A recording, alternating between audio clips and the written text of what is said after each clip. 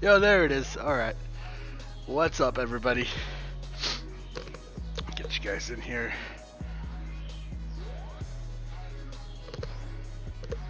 And here's our project for today. Let me get it focused in.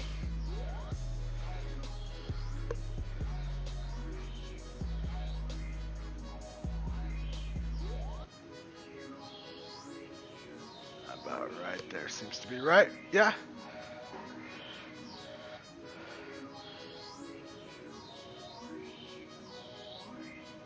Right there. Cool. Oh, wait. Let me get the chat. Can't forget the chat.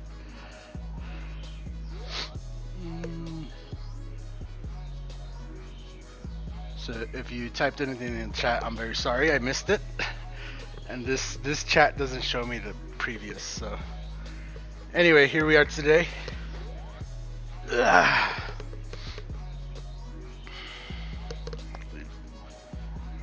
White. This is the red, and then we have black, right? And this one should be clear. Yep. Cool.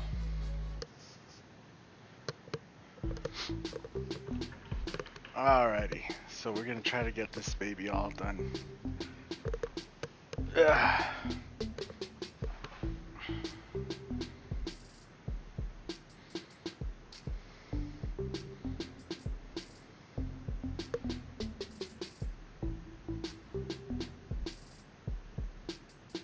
Good? That looks good. Cool. You should be able to hear me good. You should be able to hear, or just slightly hear the music. And here we're gonna go today. Continuing where we left off with the red.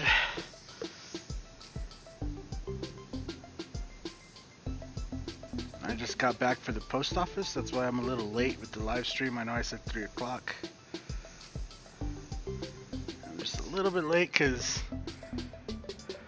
what's up, Tim Miner? Painted pictures of eyeballs up close. Yeah. What's up, Yvette? How's it going? Let me move this thing's in the way of the chat. There you go. What's up? Pictures of eyeballs up close. Yeah, I believe I still have a tutorial on how to airbrush an eye, but it probably needs refreshing.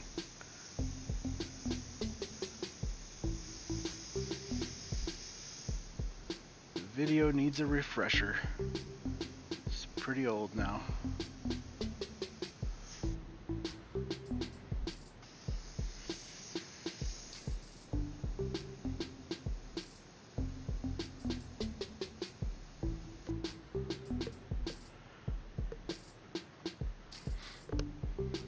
What's up, Angel?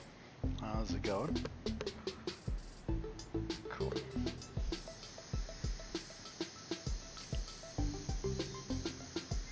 And so I'm gonna kind of just lay in some shades of red over the face, because on the face I am going to start more of the transition of the colors, where over here I'm going to add hints of the blue and the green, but up here it's really going to just be take over, and it's going to blend in really right up on this face. So I don't really need to do the detail like I did over here, because we're going to do that with probably some purple, and then we'll blend everything into blue and then the green.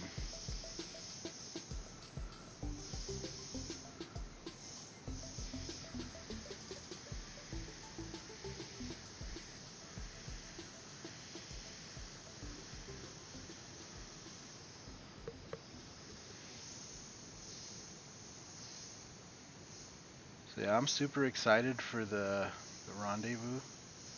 Should be pretty cool. I've never been to one of these things. I'm really just excited to meet everybody and just have a good time. Get out of the house. Kind of anxious of getting out of the house. So yeah. What's up, Bobby Lipford? How's it going? What's up, Milan? Thank you, thank you.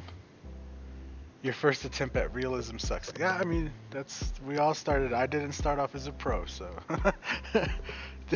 don't beat yourself up too bad. I always tell people to practice, and that's for a reason, because that's how I got good, right? Is by practicing.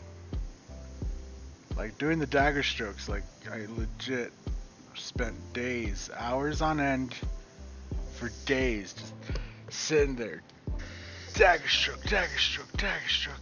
And then looking at it and being like, oh, it's still too fuzzy, and then just like trying to make the most, like really trying to get the most ultimate dagger stroke. And it took me a long time, you know, to really get it to where I could do the same dagger stroke consistently over and over, repeatedly. And then from there, it was just like whatever my imagination wanted to paint. No joke. You start practicing a little bit of lettering, throwing the dagger stroke around, and going thick to thin on stuff, and before you know it, it really just adds up. Even these little strokes, I mean, they're essentially little dagger strokes that I'm just moving around with.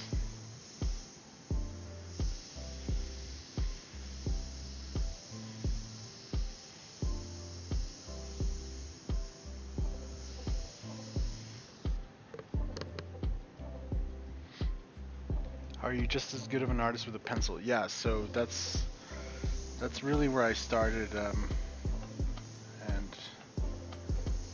what I like to do when I first started, right when I was like a kid.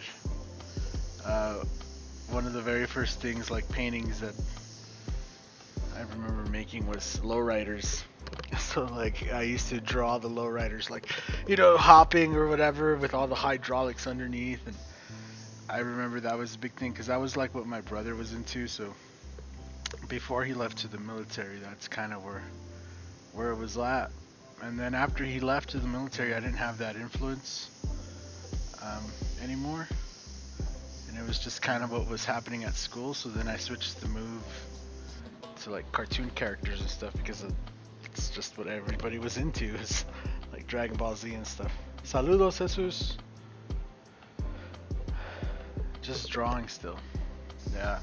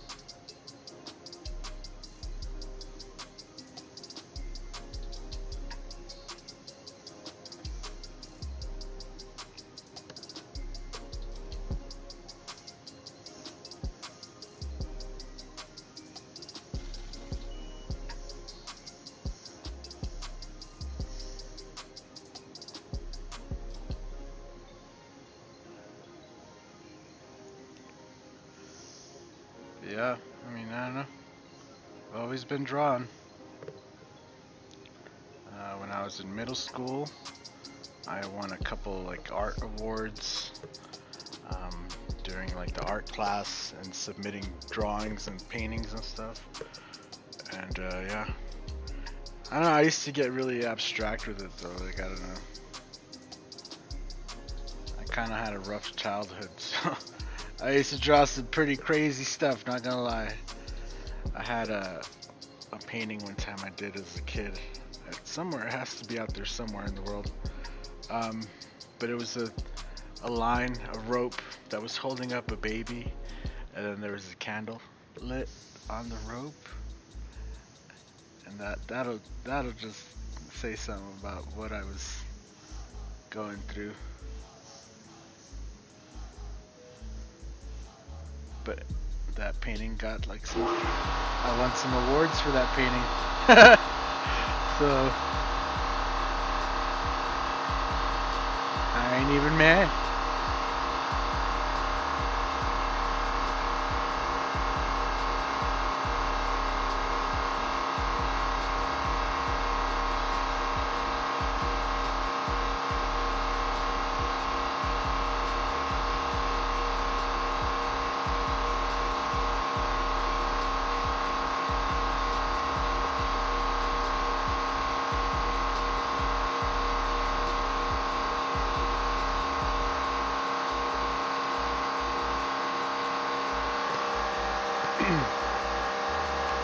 It's just hard to even start learning until you get behind the brush for the first time. Yep, very sure.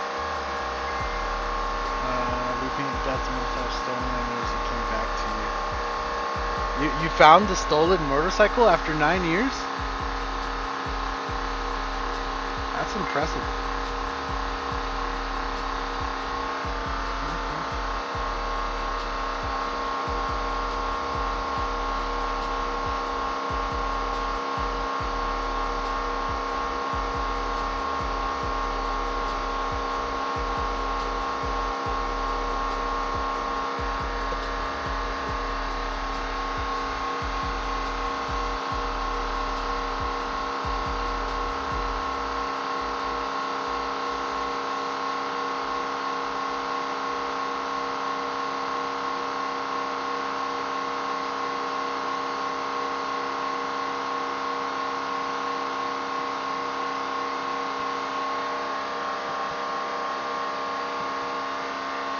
Cool. So I think we got all the red we need in there. I'm just gonna go ahead and flush out whatever's left. It's just nothing pretty much.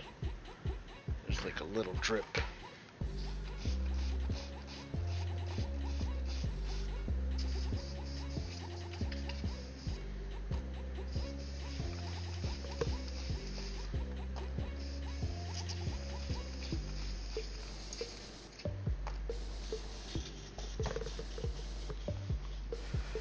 Have you tried the Creo 770, 771? No, I haven't. I've only tried the 289 for right now.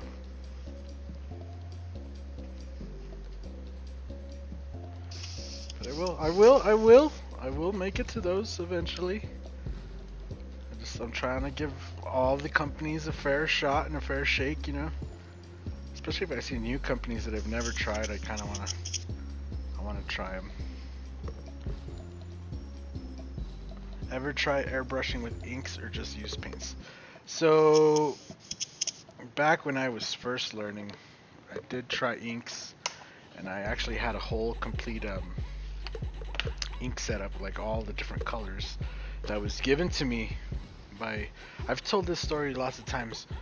When I was working at the Reverb in the Citadel Mall here in Colorado Springs with Donnell Branch, there was an old man came in, told me he was an airbrush graphic designer for the Air Force, and he used to design some kind of pamphlets or something. But he came in and he handed me a box because he retired, and he handed me a box that had a Wada HPC in it, along with a set of inks and books and some of his work all included in it.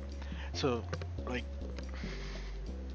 yeah, that's kind of when I tried the whole inks and stuff. I was already heavy into doing shirts. Like I was working at the t-shirt shop, so he just said he wanted to give them to somebody where he knew they would get used, and he's seen me doing shirts, but he's like, this is, you know, like doing other stuff you might need a different type of airbrush. And I was like, I never even thought about it. And he's like, yeah, give it a shot, do some fine art or something. And I did try doing a lot of work with inks and stuff, and like when I was at home and stuff on my off time, but I never pursued it because I don't know, I was just busy painting shirts, so it was hard. Like it was just not much free time, you know. Usually, like when I get free time, painting was like the last thing I wanted to do because I just spent all day painting. So it was that thing, you know. Getting the motivation to paint something for yourself sometimes can be hard. That's what I should say. This is purple. Yeah. So I'm going to use a little bit of purple, and we're going to cut in and add the detail, as well as start blending off kind of a... We're going to give an area here in between this to kind of blend off into the blue, and kind of start shaping in the blue, and then we'll cut in with the green. And then at the very end, we'll mix up a black, and we'll go do some shadowing and shading. Something like just bit me right here or something. Ouch! It's like itchy as hell. Yeah, purple next. Would you go back to it? Ever try? Watched a lot of your videos. Over 9 months to learn and paint. Please watch Mike. I have a couple new rider vids that show the bike. Oh, you have the bike on video? That's cool. And that's a little too much reducer. Get some of that out of there.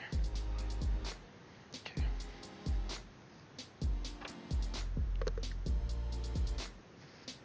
Would you go back to it? Go back to airbrushing shirts? Technically, I never left airbrushing shirts. It's something that happened because there's no more events and stuff.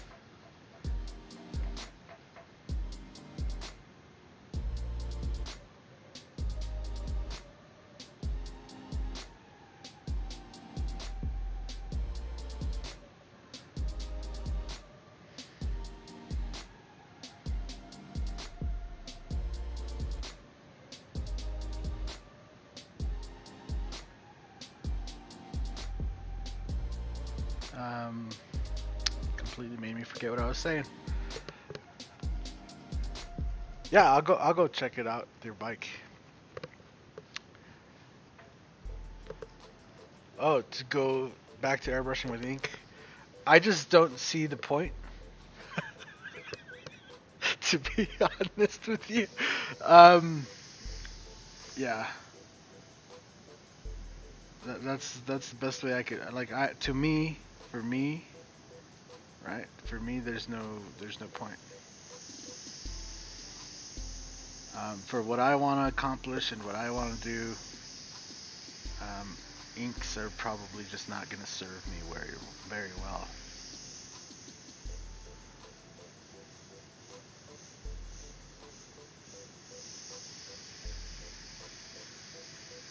So all I'm going to do is kind of build in that red into that purple right there, and then we're going to take over with the blue and the greens.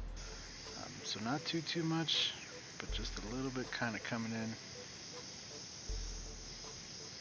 Building the definition off of there, but also just to give it that little tone of shift.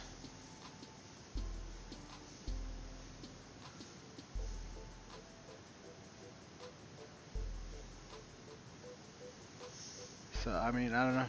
It all depends on what you want to do. Why would you use inks? It's a very specific thing to buy. And it could only use it on one thing, so that's kind of my thing with it. So when I buy Createx, to me it's usable on like a lot of stuff, right? So I could use it for a lot of stuff. If I buy inks, I could kind of only use it for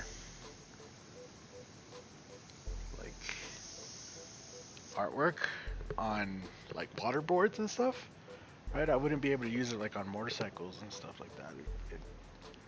A lot of inks don't hold up in the sun and stuff like that, so.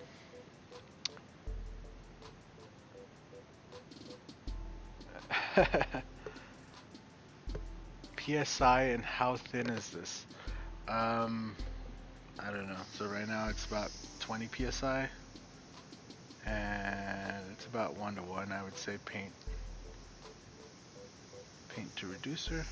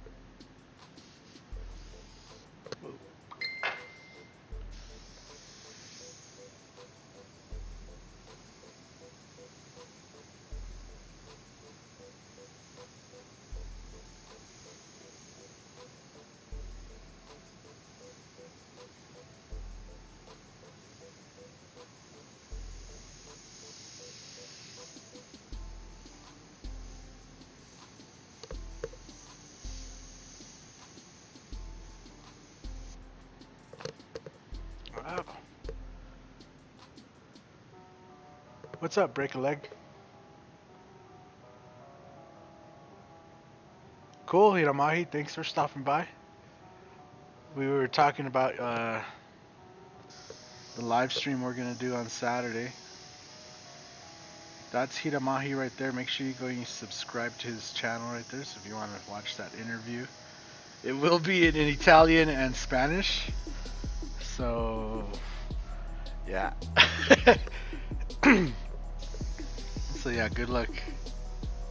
If you don't know Italian or Spanish, good luck. But still, he makes pretty good art. Go and sub to him. Like his videos.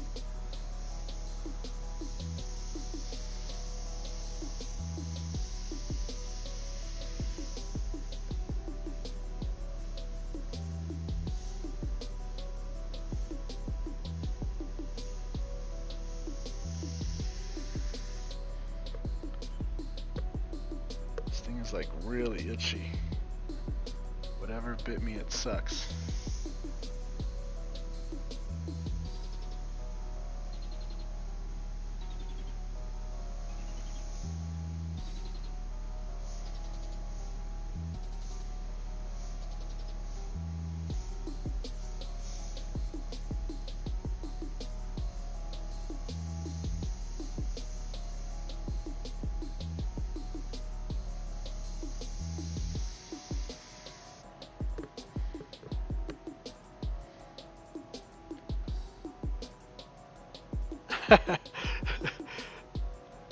As long as you can type it, you're good, man. You don't have to sign up for no English course.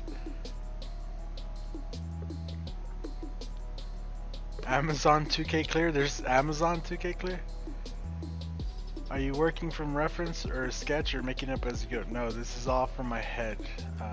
No reference or anything. I kind of sketched it out and made myself a stencil that we used yesterday to transfer it onto here. But other than that, I don't have anything else.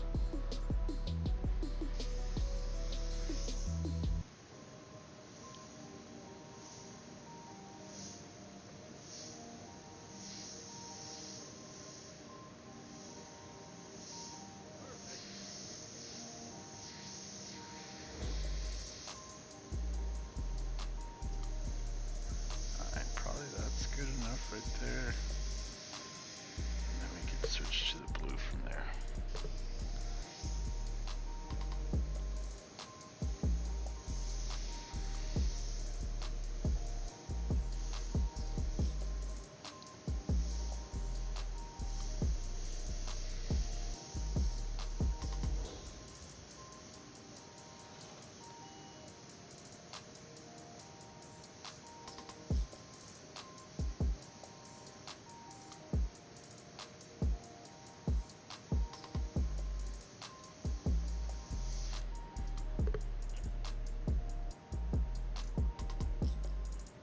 spider bites sometimes act crazy. I had one that swelled up and popped and looked like a hole and then went away.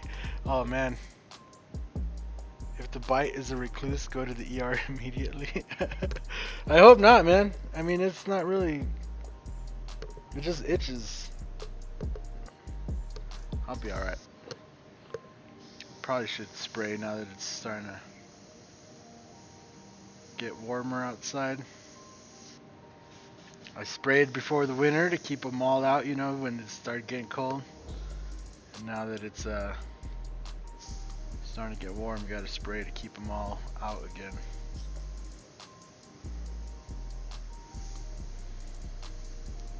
Especially now that we built this nice little workbench area, there's like little nice little crevices for them to just hide.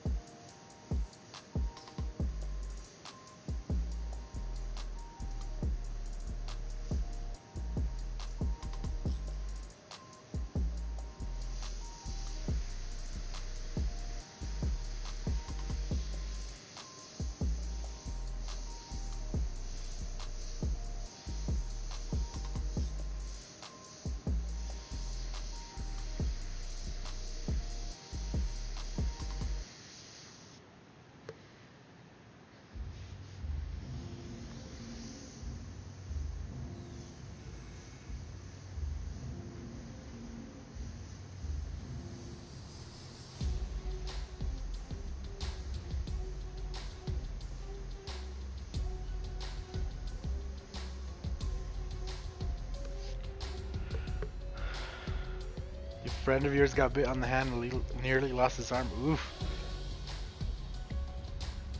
Oh, it's USC Spray Max. Okay, cool. What's up, Jimmy? Jimmy, love the name.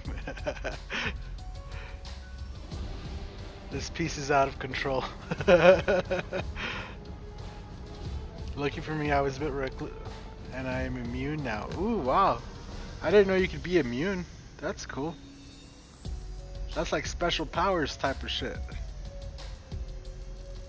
What's your special power? I'm immune to spider bites. Oh snap.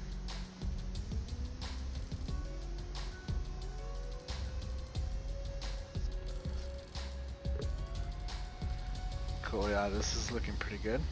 So I'll probably just take this purple, run it up a little bit.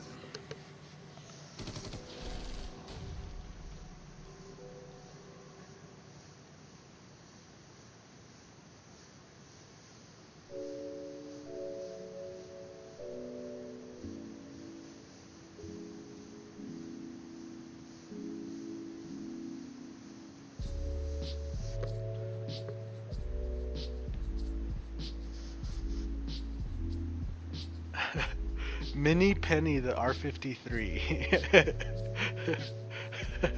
You must explain your name. Right on. Thanks, Jesse. Good luck to you and your painting.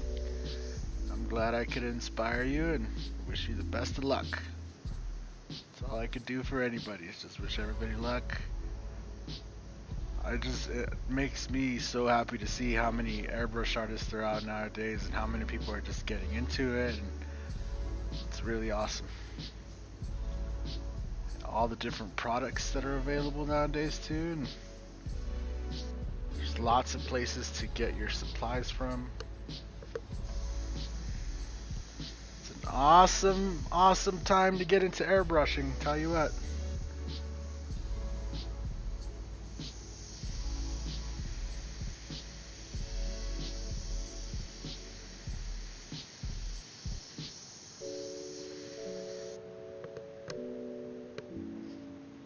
What's up, Stephen Ward? How's it going?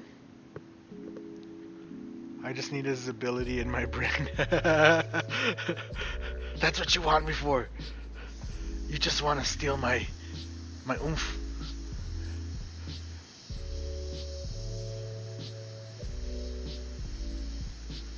I had somebody tell me one time, if I had your hands, I'd cut mine's off. And I said, if you had my hands, you'd be cutting my hands off. And he looked at me like, what? It's like, well, think about it. If you had my hands, you wouldn't need to cut them off. And he's like, oh, I got you. It's like, yeah, don't do that.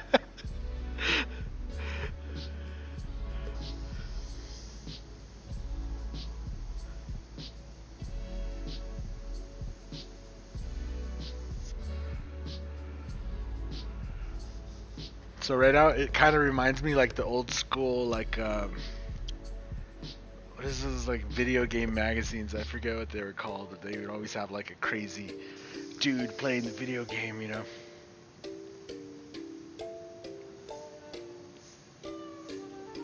So I'm not gonna inject too much purple in here, but we are gonna use it to kind of fill in some of the darker areas here and get just some definition out of it. But I don't want to overuse it. I just kind of want to lay it in here.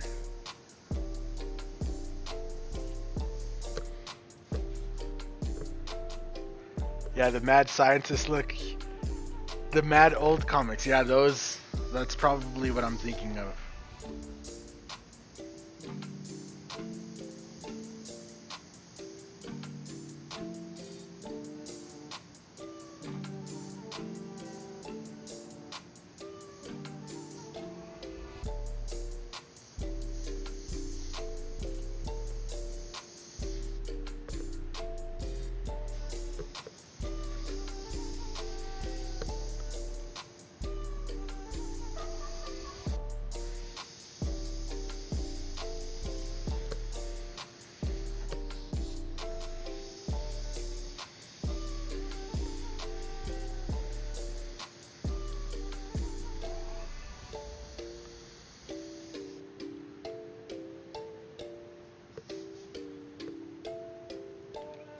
Or the Garbage Pail Kids. Yeah, the Garbage Pail Kids. Those were dope. Rat Fink. I'm into 8H Gone Wild. How fast time goes airbrushing.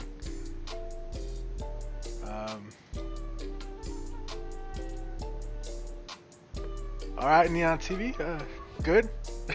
I thought I'd be gone for an afternoon. Left my brushes full. It's been 3 weeks. Are they hopeless? Oof. So I have a video called how to clean your airbrushes using 4008 Restorer. Now I didn't leave the airbrush in that video that long, but if you follow along what I did in that video, you might have a chance. I know you could also get a hold of, like, I know certain places do like airbrush repair or servicing, and they might be able to help you out as well.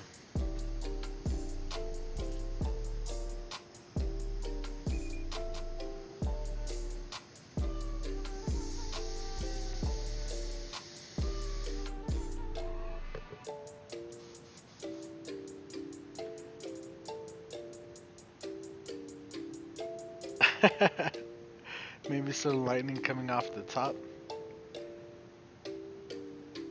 Soak it. Yeah, soaking it, letting it sit in that 4008 Restorer for a little bit. And crossing your fingers, really. Get yourself some nice little brushes to clean. And yeah, you're gonna have a fun afternoon of cleaning your tools. It happens to the best of us, though. I can't say that I've never done that to an airbrush. It does happen where emergencies happen and I just happen to put my airbrush down and then walk away, and then it turns out, like, you know, it's a couple days before I could get back or whatever happened, you know. And yeah.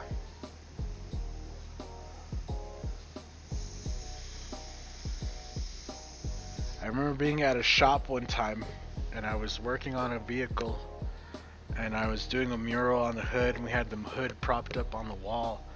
And I'm on the middle of painting, and I think I was doing like this little Aztec scene type thing.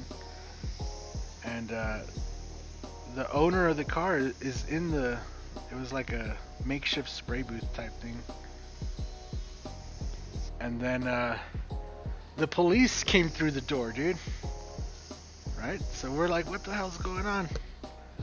Now, a whole lot of things looked suspicious. Me and this guy are sitting in the booth, right? I'm painting, so I'm like, yo, I'm just here to paint. I'm the airbrush guy. I don't know anything about anything. Well, apparently they're there to arrest the owner of the shop, and so he gets arrested. Then they're like asking me and the guy that was in the booth lots of questions because he was in the booth with me. Little did I know his pockets was full of cash because he was gonna pay me, right? So he had like wads of money in his pockets. So the cops thought that like there was some kind of drugs things going on back there. And yeah. So anyway, the owner of the place gets arrested. The whole time, right, I put my airbrush down, and I had a little stand with those little hooks, you know, that go like this. And I had two airbrushes, and I had a black and a white, and I had them both on the little hooks. And that dude got arrested, and I was like, oh, well, he'll probably be out, you know. Like, he has a business and stuff. He's not gonna just stay in jail or whatever. Man, it was so long before I could get back in there. Talking about weeks. And yeah, at that time there was no such thing as 4008 Restorer, and I had to charge that guy, the owner of that shop. I was like, dude, my airbrushes are ruined because you got arrested. We didn't have time to clean our airbrushes or nothing. The cops kicked us out of the shop, and yeah, like we weren't allowed to touch anything or move anything after they pulled into the shop. It was just like, okay. And I even, like, I asked them nicely. I was like, yo, can I just get my tools and stuff? They're like, no, we're closing it up and turning off the lights. Everybody has to get out. It's like, what the hell, man? I was so pissed. Luckily, that guy did, though. He's, you know, I had already bought some new ones, and I showed him the receipts, and he paid me back for them and stuff. And yeah. Those airbrushes were toast, though. They were full of urethane paint too. They were not Createx. They were full of urethane paint. So it's like, yeah, that would have been a mission, guy. It was. They were hard.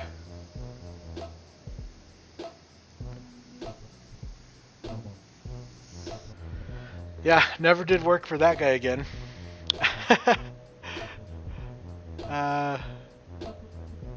I need to give my sister-in-law a ride to the airport. Alright, talk to you later, Tim. Have a good one. Drive safe. Freeze, is that an airbrush or a bowl? Yeah, exactly, bro. Airbrush would make a good pizzo. What's a pizzo? Did you get paid? Yeah, I ended up getting paid. Once I did end up finishing the job and stuff, I did, like I said though, that guy was in jail for 3 weeks or something. And, but once he got out, we did finish the car. The owner of the car came out there and lots of cash.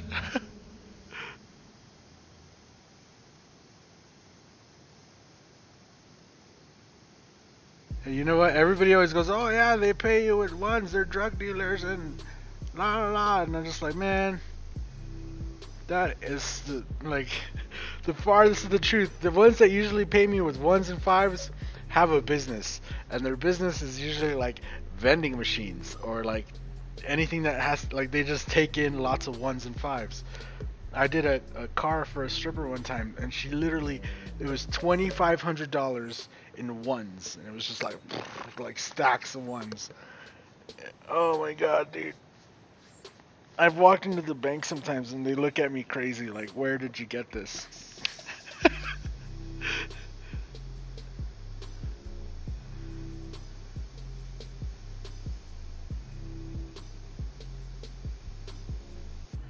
I did a job for a guy too. A guy that does the burritos, and he paid me. It was $100, but all in $2 bills.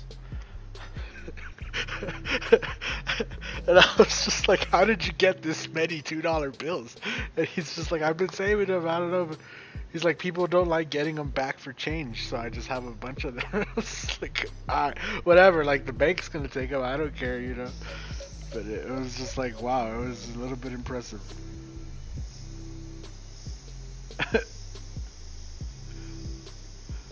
You see it all. Once you like get into it, you see it all. What's up, James Mental? James. What's up, Tommy Art? How's it going? Like, saludos, Tommy. Ones and fives haven't been drug-sized bills since 1962. Exactly. How much are my stencils? So right now, it's something I should probably mention. So all the stencil kits that I sell are $20, right? I make them. They're all cost $20 because they're all made same process. They all take about the same time to make. $20 straight out the door. Right now though, for like the next month, up until the getaway, if you use code YouTube, just all one word, YouTube with lowercase, just all one word, you get 15% off your orders. So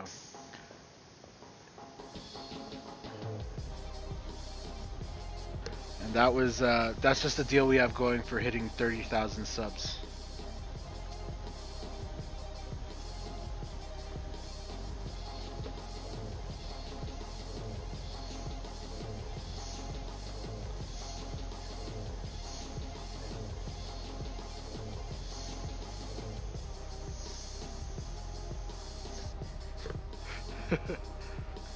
You just ordered some? Yeah, your order just went out today, James. Everybody that ordered over the weekend, your orders just went out today. Like literally, that's the reason I was late. Like I said, I went out to the post office, and the usual post office where I go, it was closed down because I guess they had a power outage or something. So they weren't open. So I had to go to another post office, and of course it was busy because everybody from the other post office is already there. And then the guy that I get we didn't do it the usual way, so I'm already kind of skeptical of how we did it, because usually I just pay for postage, right? And they put the stamp, like the postage paid on the thing. Well, this time he sold me stamps and told me to put stamps on them, and I don't know. So I just gotta hope for the best now.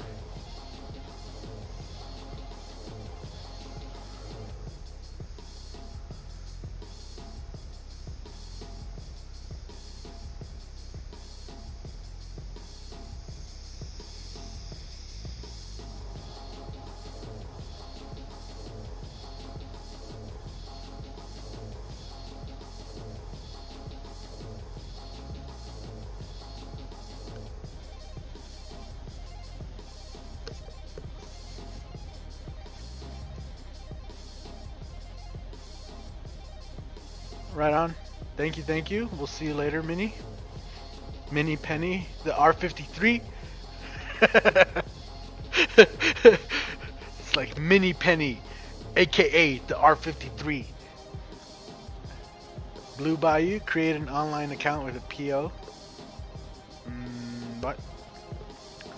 Like, while back you painted the saddlebags. What was the end price on the job?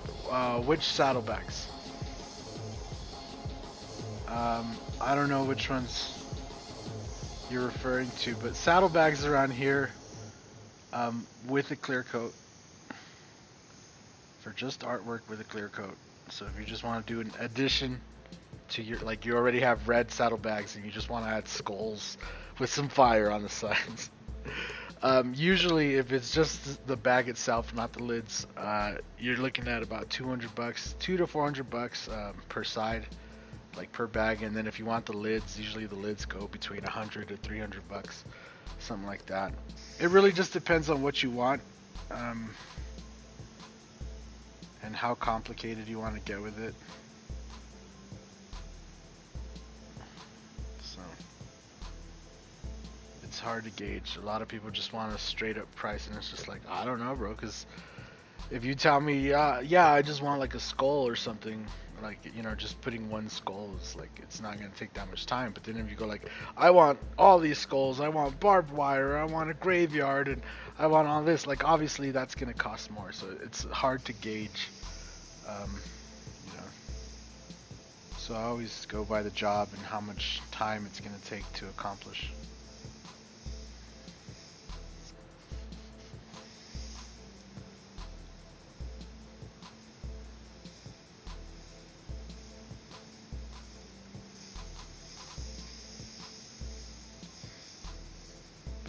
Like I've said before, I don't usually get that kind of customers where they want really intricate stuff like this. Like, people don't come here asking like, oh, I want like a crazy dude with this. Like, no, they're just like, I want a skull with my name, you know, or I want a cross with my dad's dates, you know, or the most complicated most people get is like, I want a portrait. It's like, okay, cool. Yeah, I just pay what people want. Print your own labels and just drop off. Oh yeah, I could, I guess, but I like going to the post office. It's like my one my one time a day I've been able to go out and do stuff is going to the post office and getting out of the house for a sec.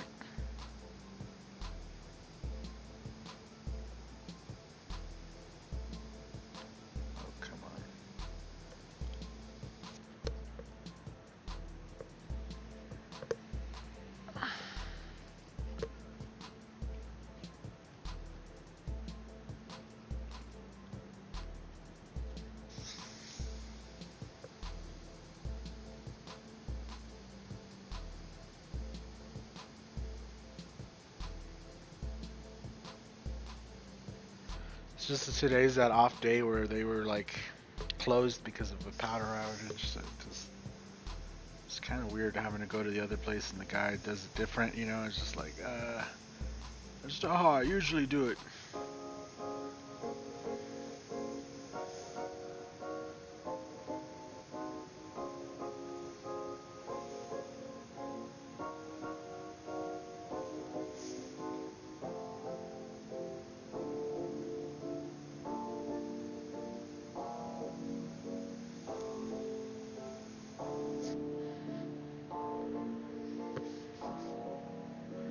Cool. So I think let me just add some purple right here, right up in this area, just so we have a little bit more of a color to work with here.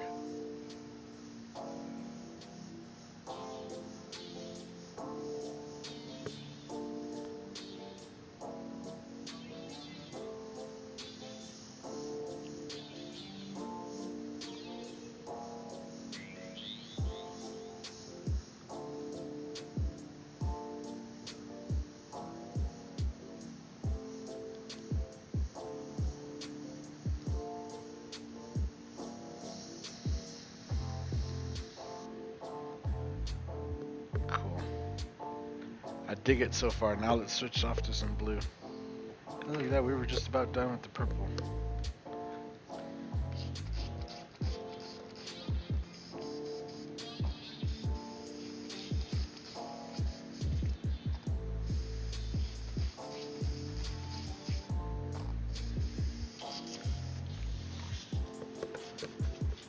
Let's rinse it out real quick.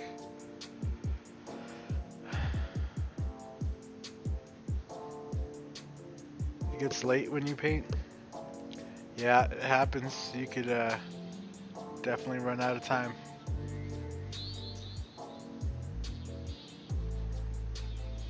Yeah, time is definitely a factor. Do you do t-shirts? Yes, of course I do t-shirts. Sir, where have you been, sir? Of course, we do the painting of the t-shirt variety around here. Alright, so I'm just going to start with a little bit of the daylight blue, a little bit of reducer, and then what I'm going to do is tint it down with a little bit of the, what is that, phthalo blue? Yeah, phthalo blue. The opaques, and then yeah, we'll work our way back with some green. You're about to order $200 worth. Get ready. Yeah, I mean, right now, anything you order, I pretty much just have to walk over there, grab it off the shelf, put it in an envelope, and send it off. Ever since we switched to the laser cutter, I've just been kind of stocking up stencils behind the scenes.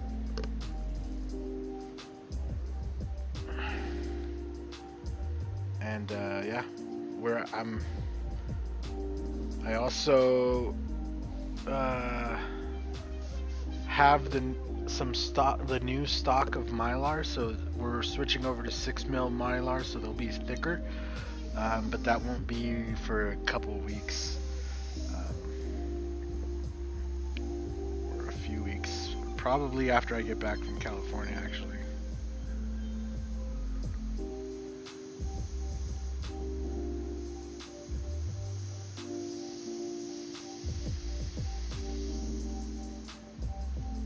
Still have to do some testing, and I'm waiting for some aluminum to show up, because I need some aluminum stuff to make some certain parts I need, just to make the whole process even that much easier for myself. And yeah, make it so that pretty much I can just, you know, make all the stencils fast. What's up, Top Notch? I do want the lighting god holding a bolt of lightning and sparking all over the shop, but it's for my mountain board top, bro. Cool. Alright, now let's start working in the blue. Right, so we left some of this right here. And the blue, because we're working with the opaques, it covers up real nice over the other colors. So I'm going to kind of work it in a little bit right here, and then I'll bring you guys in close and see how much you guys can see there. But since we're going to do his face, let me just zoom you on in his face real quick.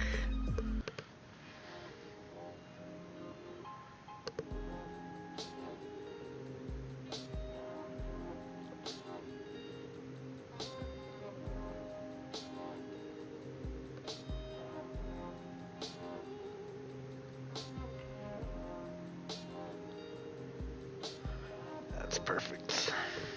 Cool. So you can see here, like on his nose, we're going to start working in the contrast of the blue here.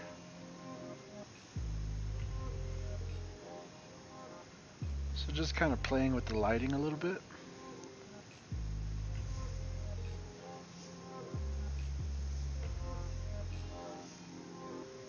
I'm also going to use it to kind of build up detail right over some of this other color. Not just laying in blue, but also kind of using it to build up the detail going over the other tone.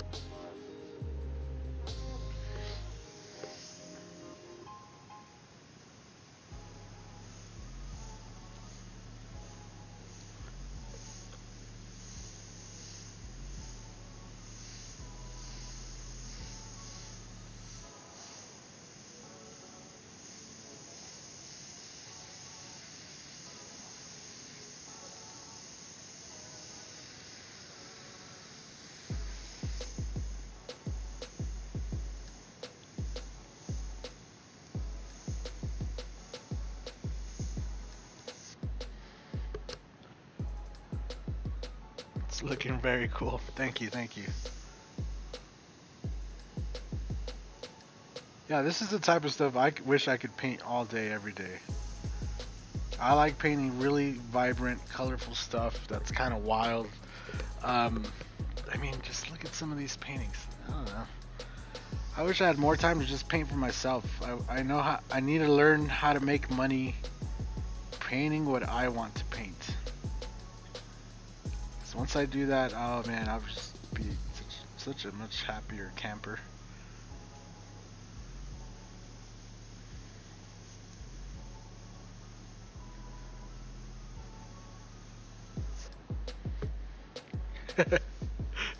Such a happier camper, you know?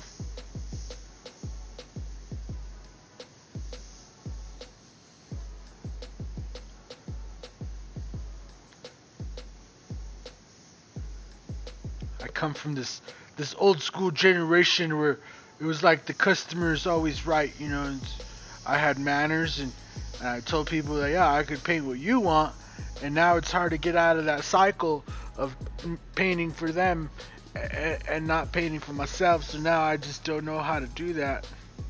And when I get a chance to, I really wild out, kind of like I'm doing right now.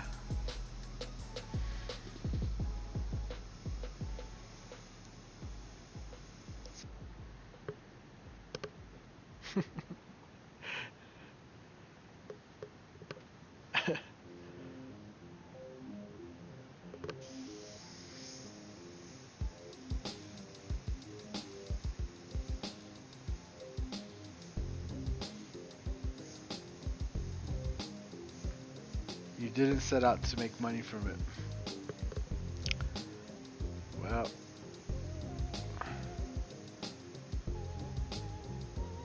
I guess, I don't know. I guess I'm the same. I didn't really learn because I wanted to make money. That just never even crossed my mind. I learned because I wanted to learn how to airbrush. But when it came time to, like, what am I gonna do for money? The very most obvious choice for me was, well, I'm gonna use my talent instead of going and getting another, you know, construction job or whatever.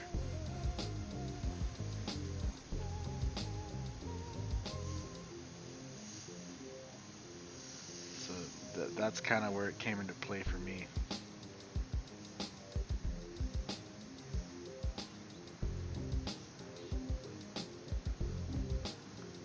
Yeah, I guess when I first learned that was not my goal, was to make money, but money has to be made.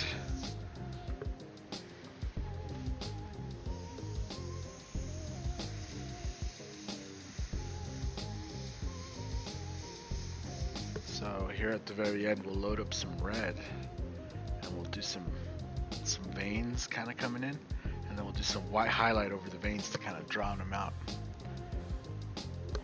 They asked me to think of it.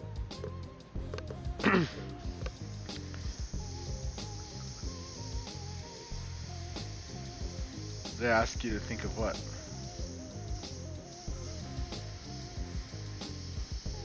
Who is asking? What are you talking?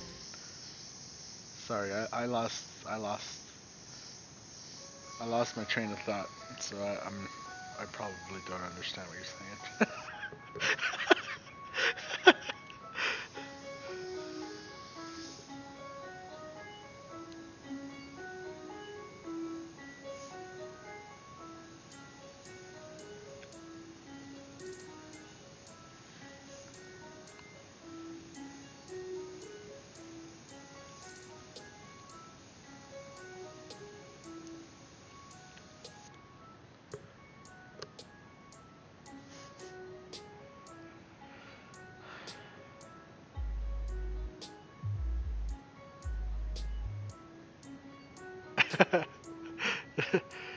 I was told I'll be a starving artist when I worked. Yeah, you have to make the decision. Are you gonna buckle down and improve your art and do it, or are you gonna get a job? Now, there's been times, and I want to make it seem like I've never had a job. I've had jobs. Even while I was airbrushing sometimes. Especially when I was really just relying on events, because between events it gets really boring. I just come home and sit at home, and I really wasn't streaming or anything like that back then, and just kind of sit at home and do a whole bunch of nothing.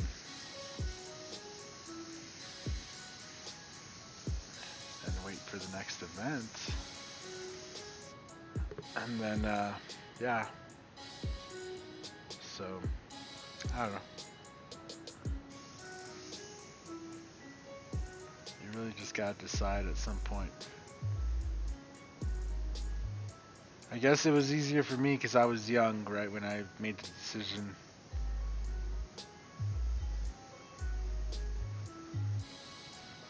Like young, like in my teens, young. People still come to me and go, but you are young, you're not even that old. Man. Man.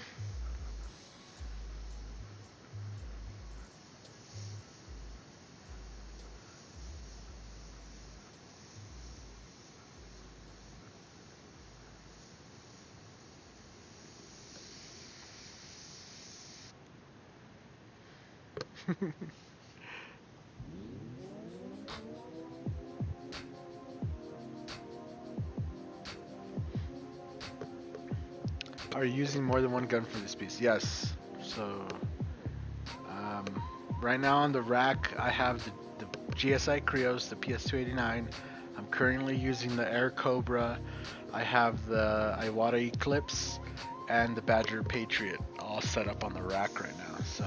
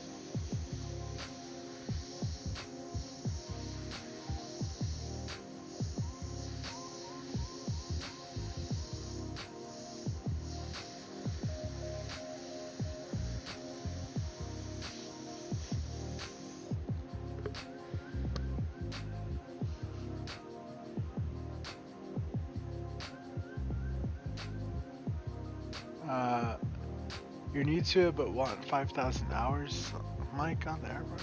I mean, just practice. I have lots of videos. Make sure you go watch all the other videos. You have the Iwata Eclipse, nice. You didn't know anything about airbrushing, had the notion.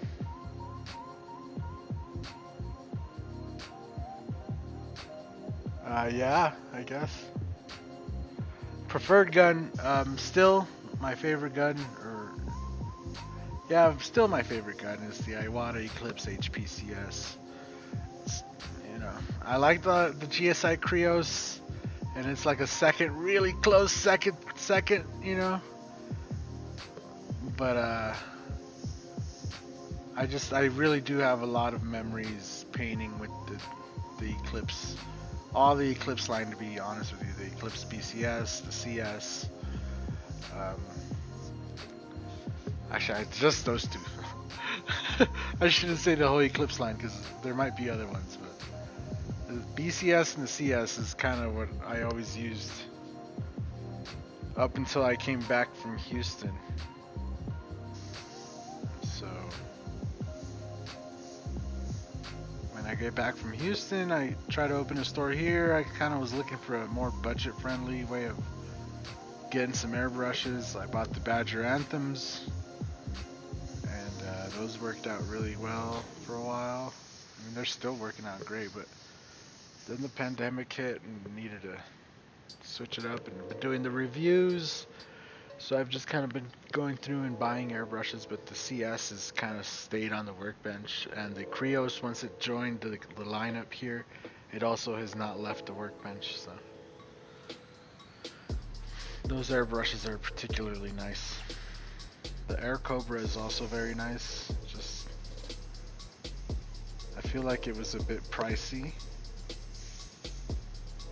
for what it is.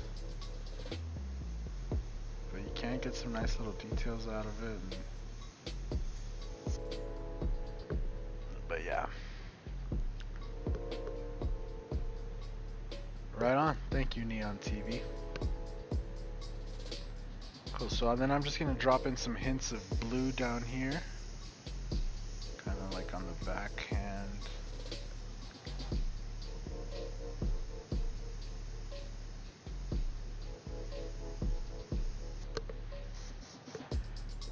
What's up, William Klein? Any intention for Grex?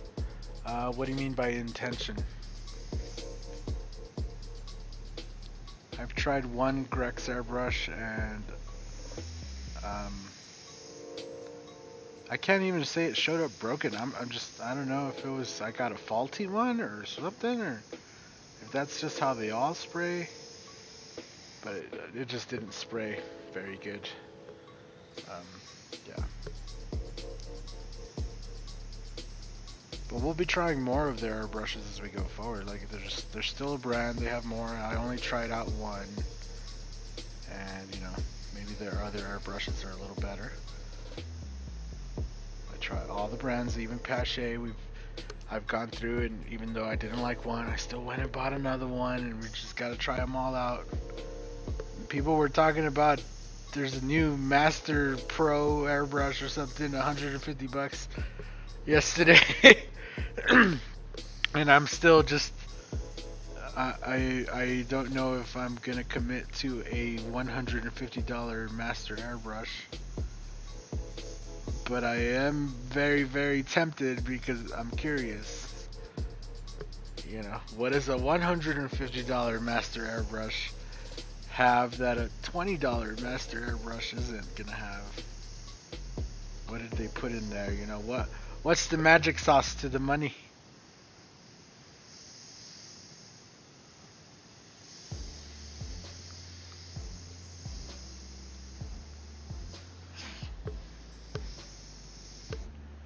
Alright, let me move the camera back a little bit. Gee, that looks really good.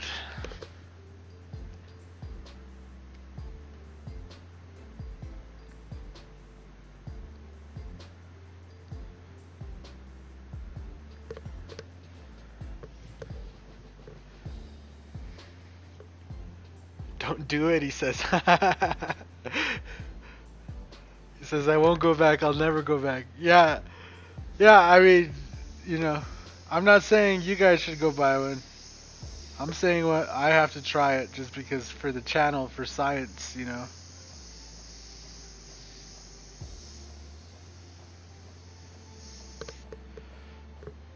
You stick to what works for you. That's good. That's good. I like to try everything. It's hard to say what is the best unless you've tried everything. Because how do you know if it's the best if you've never tried all the other ones, right?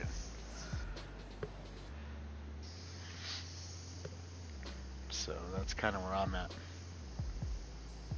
But yeah, definitely in the past, I have been I used to be a pretty big Iwata user, and that's all I used.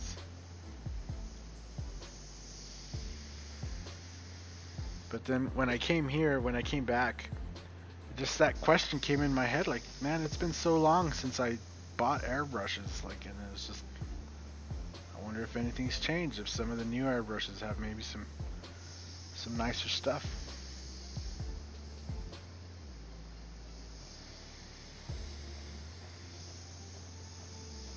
So yeah. And it puts things into perspective, so I could be like, this airbrush is comparative to that one and this one to that one. And I know for sure because I tested it myself.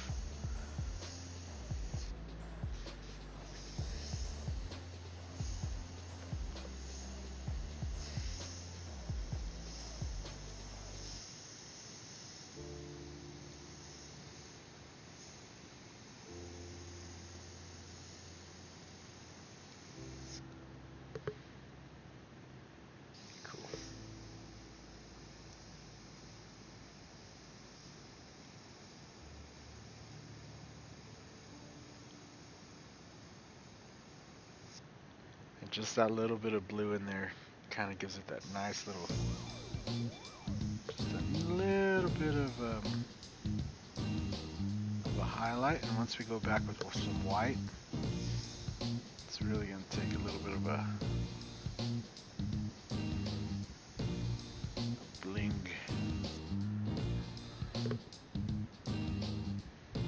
Take 150 bucks for the team. Yeah, I mean, it won't be bad. And then what if it's good? What if I end up using it for, you know, a year, 2 years? Just like I did my regular masters.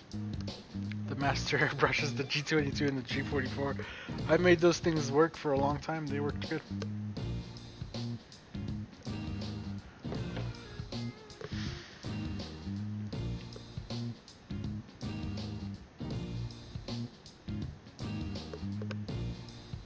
So let's mix up some green. Oh wait, actually, let me just tint this down. Yeah, there's just enough little bit in here. I just need a little bit of dark blue or darker blue to just kind of blend this up, and then we're going to use the green as a kind of a white highlight, or like a pre-highlight to the white highlight.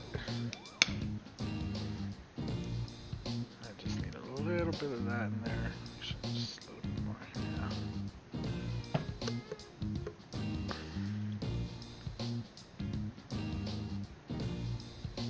Really, the times when I get scared of taking one for the team is the airbrushes that cost $300 plus.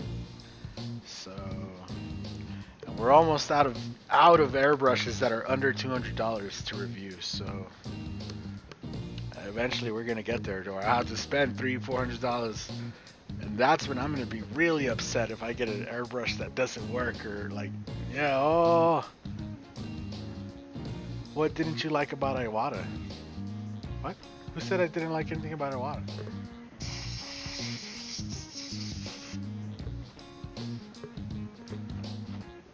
Join the Skull Squad and help fund the page. Oh yeah. 50 nuts with the advertisement coming in. Alright, so let's get in some nice... Get a nice little phthalo blue dark tone here.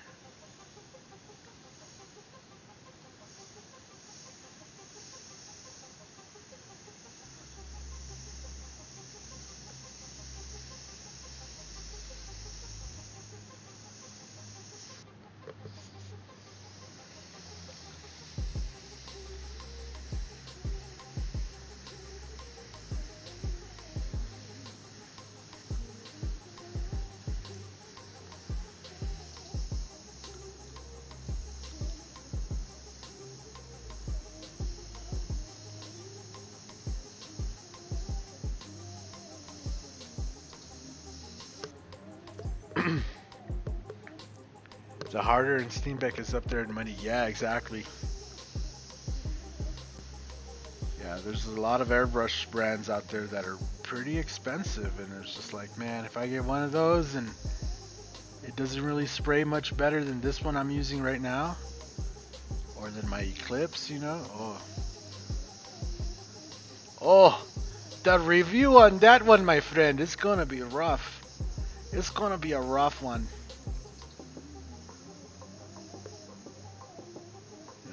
That's the whole thing, right? Value is like a big thing.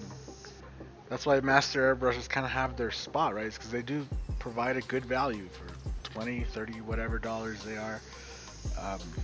You know, at least they function. They function as well as you could expect a $20 item to function. You know, it's not that big of an investment, but once you start spending a lot of money, man,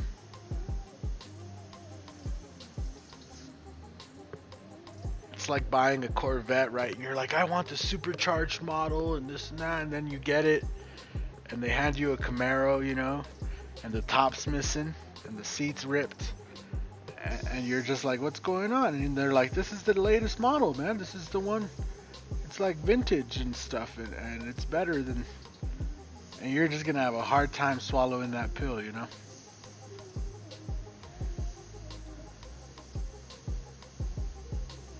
I'm not one of those guys that can ignore my eyes.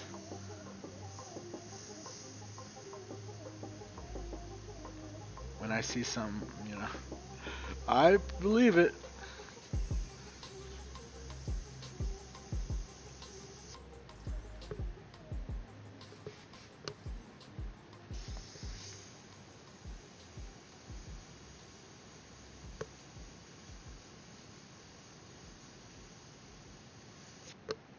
see what. Oh, let's work on the face. Yeah, if you've watched me the last few times, I've had an Iwata on the rack the whole time. The Iwata Eclipse has been part of the last streams since, actually since it got here, it's been part of the streams. You're just watching me use this particular airbrush right now, but then the Iwata, oh actually the Iwata is the clear one right now, but I could always switch it to the black or the white or something. But right now I'm just going through colors as I kind of see them. So I don't know, I go through the airbrushes as I like.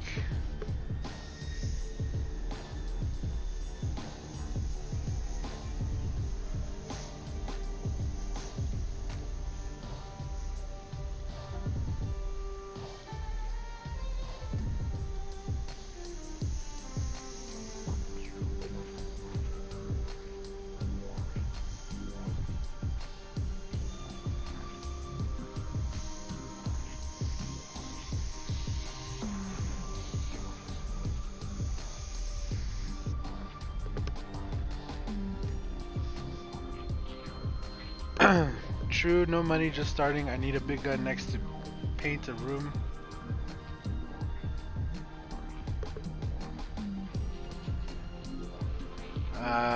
Yeah, I don't know. I don't know, Neon TV.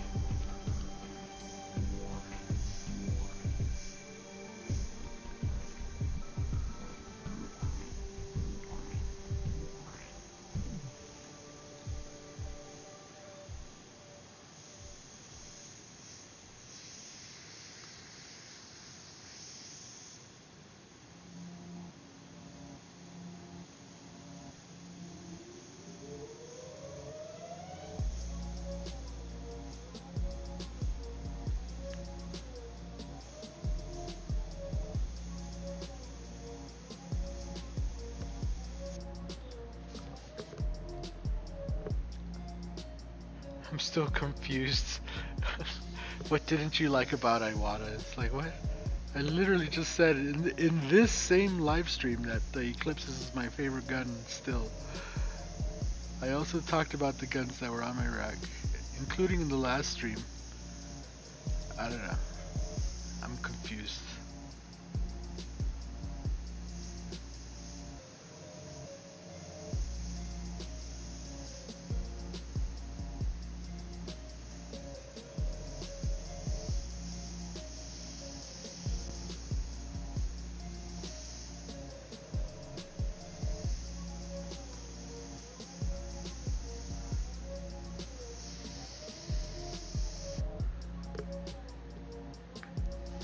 Oh yeah, this is looking pretty good. I like it.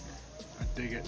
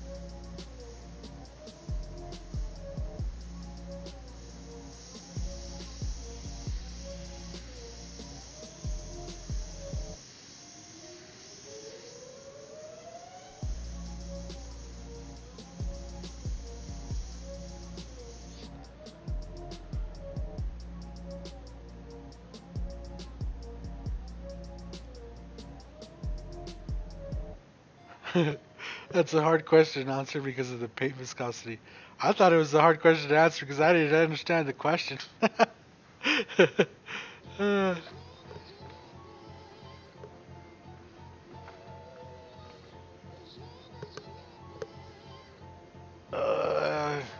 Neon TV. I have no idea what you're even talking about anymore.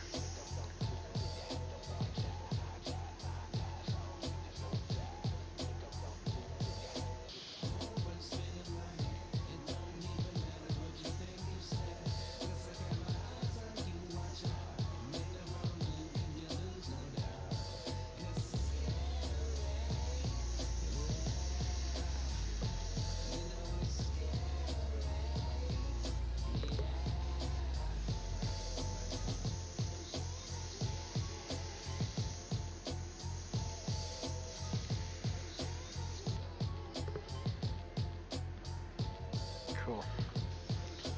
Let's get a little bit of this dark blue in here.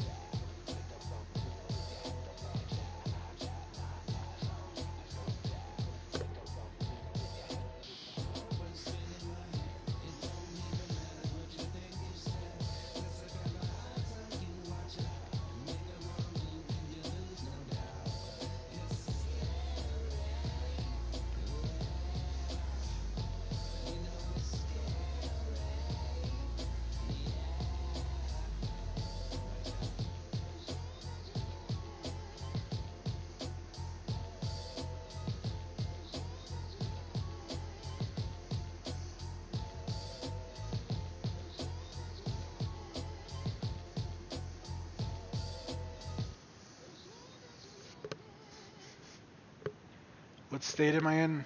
I am located in Pueblo, Colorado. You can literally type Mike's brush into Google and give you all the information you need. Type in Mike's brush airbrush, Mike's brush Colorado.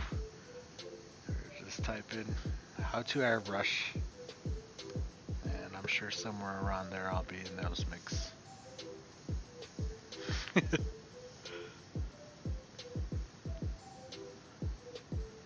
I still get people from other states that call me and we'll start getting a quote, and then they'll be like, "Where are you located?" And I'll be like, "I'm in Pueblo, Colorado." And they'll be like, "Oh my God, I'm in Louisiana. How did I get your number?"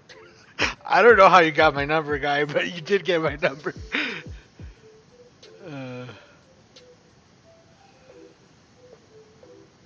I feel like if I was in a different place, I'd probably have a lot more work. It's something I've had to deal with, have to cope with. I feel like I'm hidden away in this little town. I do get a lot of people from all over Colorado to come though, so maybe not so hidden.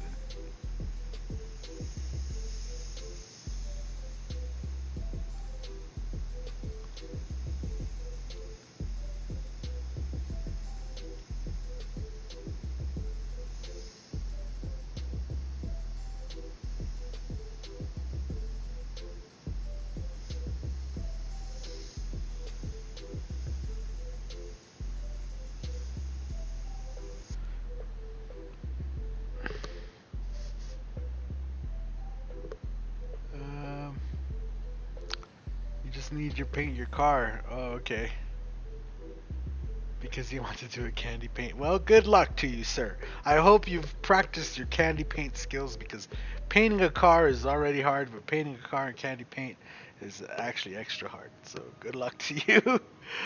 Mike Learn is a good buddy of yours. Cool. I've met Mike Learn at a couple of motorcycle shows. I really doubt he knows who I am or anything. So I have messaged him about trying to review his airbrush, like getting a review sample for his airbrush, but that's never panned out ever since back the original one. But the times I've met him, he's a nice guy, pretty easygoing from what I could tell. I don't know. But I know he specializes in guitars, and that's about the extent of my knowledge.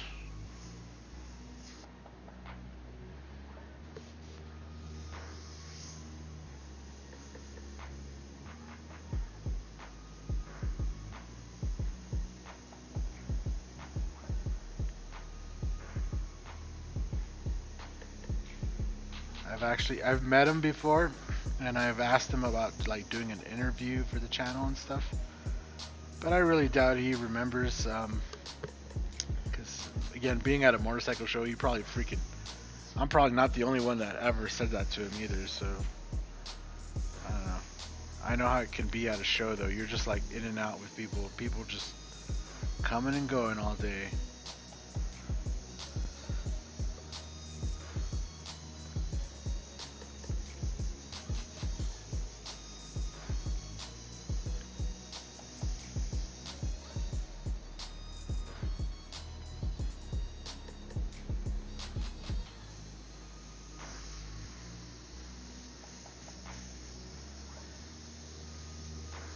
I'm sure once all the shows get going and everything in, we'll probably run into each other. Just depends on where we all end up and what shows I end up doing and stuff. So, you took one of his guitar classes? Cool. Cool. What's up, Go Kid? How's it going? You got your number? Ooh.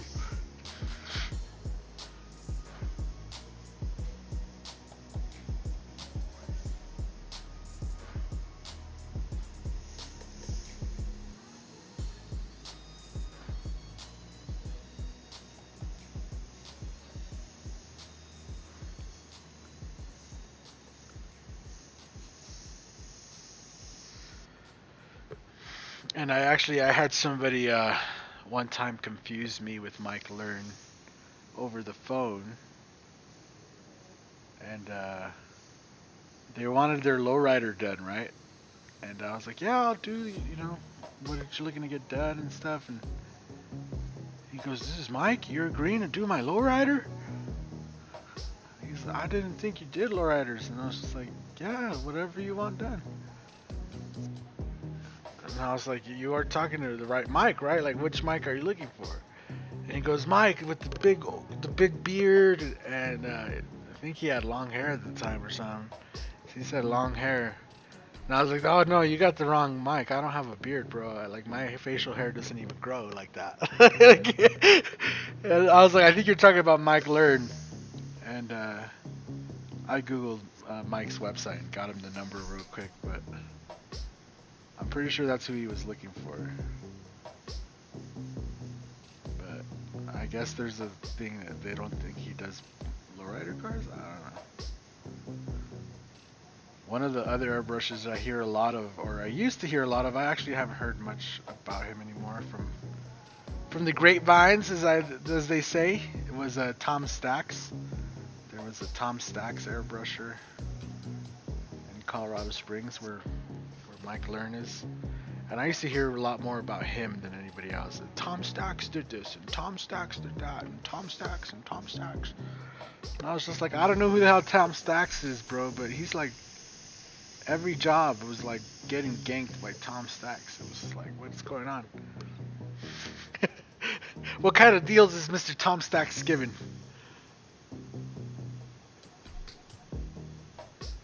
But now I haven't heard anything about him for a minute, so.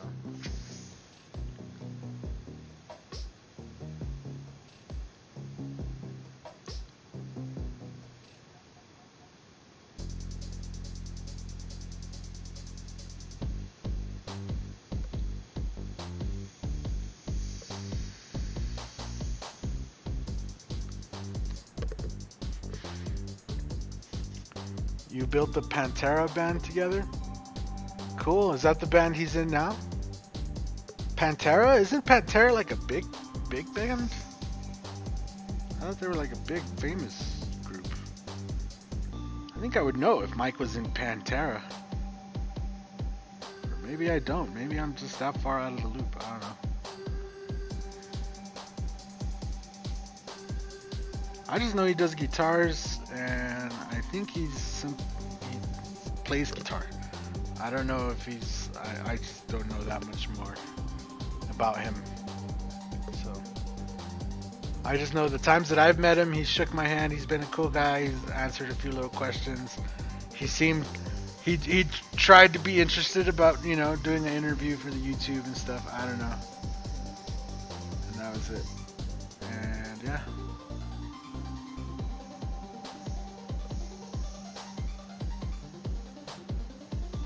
And before I was really on board with teaching, because for a while there I was battling myself on if I was going to just full on teach or not.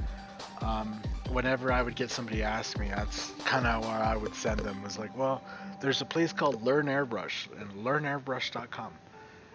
And it was easy to remember because it's literally like you want to learn airbrush, go to Learn Airbrush. And I remember sending a lot of people there when I first moved here to Colorado.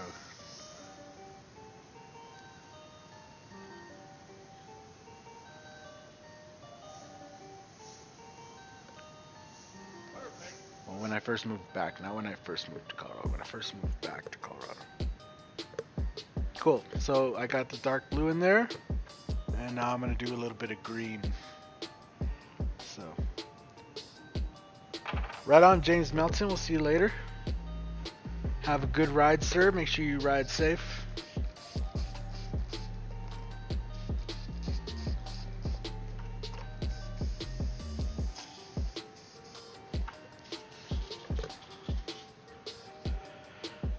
He has a new line of airbrush. Isn't it the same, the Mojo airbrush? And it's not, I don't think it's actually his line of airbrush. It's a Rich Pen airbrush. But you could buy Rich Pen airbrushes that are not Mojos. I think his version is just modified by him, right? At least that's what I understood from back in the day. I don't know. Did he come out with a brand new airbrush like the Mike Learn airbrush or something? No, he knew the lead singer of Pantera. He was killed on stage. We did a tribute together. Oh, he knew the lead singer. That's cool. Alrighty. No, it's his line. What do you mean? He has like his own line? Like Learn airbrushes? Mike Learn airbrushes? Or is it still the Mojo with the Rich Pen? Man, I don't even know why I'm asking you guys. I could just Google it right here. Right now. So many conflicting information all the time.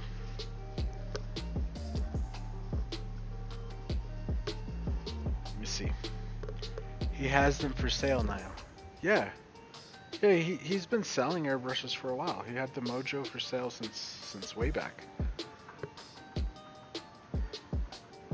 Dimebag was killed on stage, not Phil. Oh. It was Rich Pen? We don't shake no mo. Alright, hold up. Let me, just so I have it right, let me just type in Mike Learn Airbrush. There it is. Learn Airbrush. Oh, this website's mikelearn.com now, right? Cool. Navigation. The Mojo Plus? I guess it's the Mojo Plus. Mike Learns Rich Pen.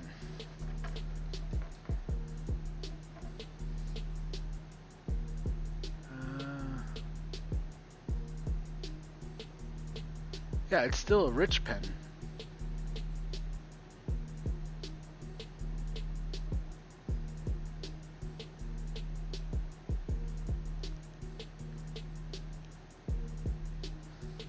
Yeah, it's a Rich Pen that has Mike Learn's kind of modifications on it. I still want to review it. It looks like a really nice airbrush. So, for sure. Has anybody tried it? Have you guys tried it? Is it a good airbrush? Should I buy it? Is it worth? That's one of those airbrushes that's like $300, right? How much is that airbrush? Like $300 and something? That's one of those where it's like, man, is it worth the purchase?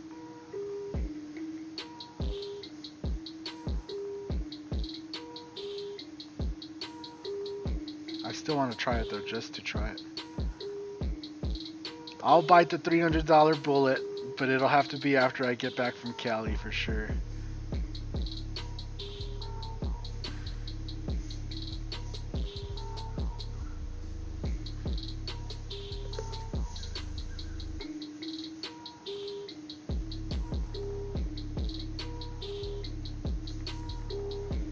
The reason I'm putting everything off until after Cali is because I don't know what I'm gonna buy when I'm there. Also, the wife wants to go to Disneyland, and her and my mother-in-law are coming with me, right? So, and they're gonna be like basically out shopping and doing stuff while I'm at the class. So I gotta see how broke I am after Cali, and then we'll decide on what airbrushes we get. Yeah, you have 6 airbrushes of the Mojo line. Dang, son. I think it's a Mojo with the Mike Learn version. No, it's a Rich pen with, and the Mike Learn version is called the Mojo. Or at least the original one was. This one's called the Mojo Plus sign. $479. Ooh, boy, that is a hefty price tag. Yeah, I don't know about that one, guys. We ain't ready for those kind of bullets just yet. We don't have that many members to be able to cover $500 airbrushes around here.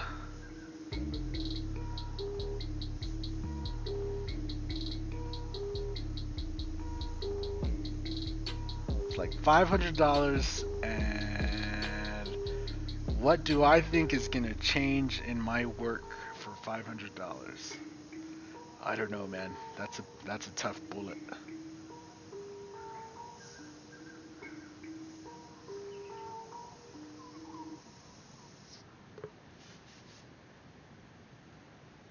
Oh, that's a lot of money. I thought it was like $300. $300 or something I could see.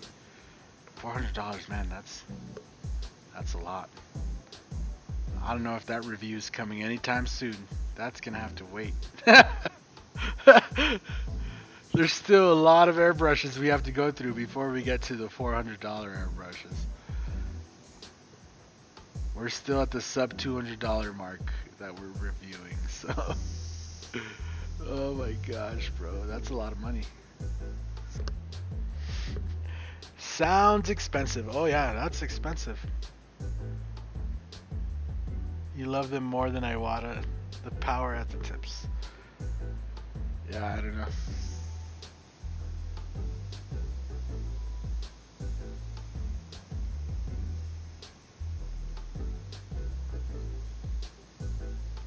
So how much is a micron? How much is a custom micron?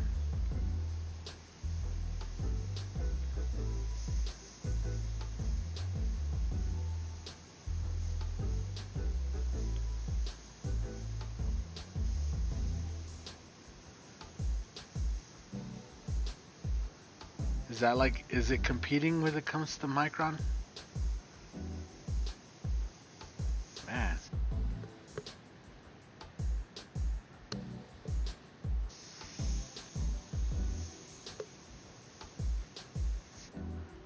I know back at one of the shows, he was trying to, he did show me the Mojo, he let me try it, and then, yeah, he told me he would get a hold of me to like try to get a review done and this and that, but then I never heard from him. But from what I tried and stuff, it seemed really good.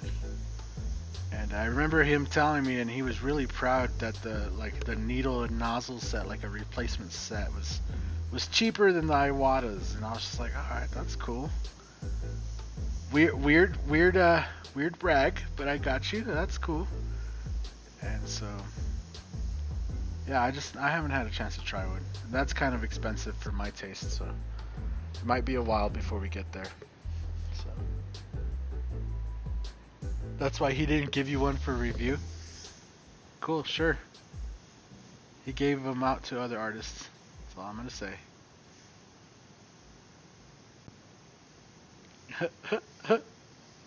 That's all I'm gonna say about that one.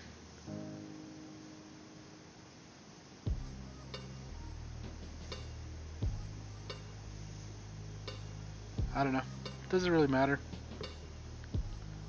I'd rather buy it, to be quite honest with you. That way I could be honest about the review.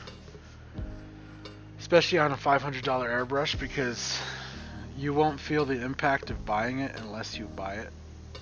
And $500, like, you could get a lot of nice airbrushes. You could get 2 or 3 nice airbrushes for $500.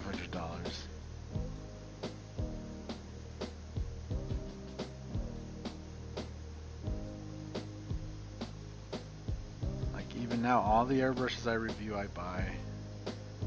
I've been offered free airbrushes lots of times, but yeah. And back then I was asking for review samples, but that was like early on in the channel's life. And now I've just kind of come to terms that like I'm better off buying it and waiting for, instead of waiting for companies to respond or to understand the value of a review, you know? Because, yep, if you guys seen the back end numbers of sales and stuff just from doing reviews and stuff,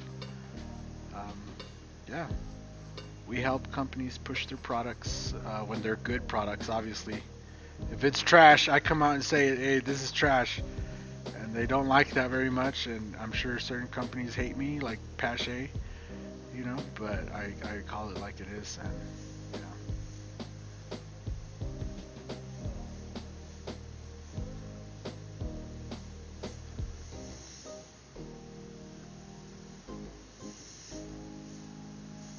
so yeah, I don't know.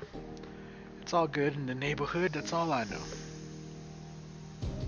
I don't need nobody to send me anything. When it comes time, if it ever comes time to reviewing one of the Mojos, we will. We'll take a look at it and give it a fair shake. But like I said, we're still reviewing like sub $200 airbrushes, so I thought his airbrush was like $300, so I thought I was gonna get one soon. But at $500, I mean, that's gonna be a while. Just plain and simple. I've been going up the product stack, so I started at the bottom reviewing $20 airbrushes and stuff, and then I've slowly been working my way up.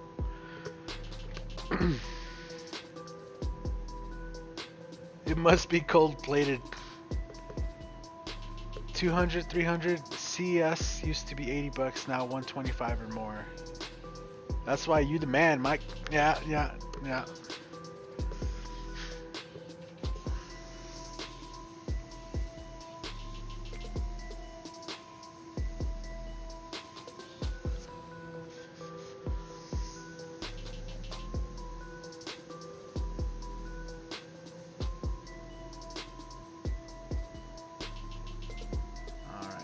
Just kind of working the green in the hair here. Just nice and easy.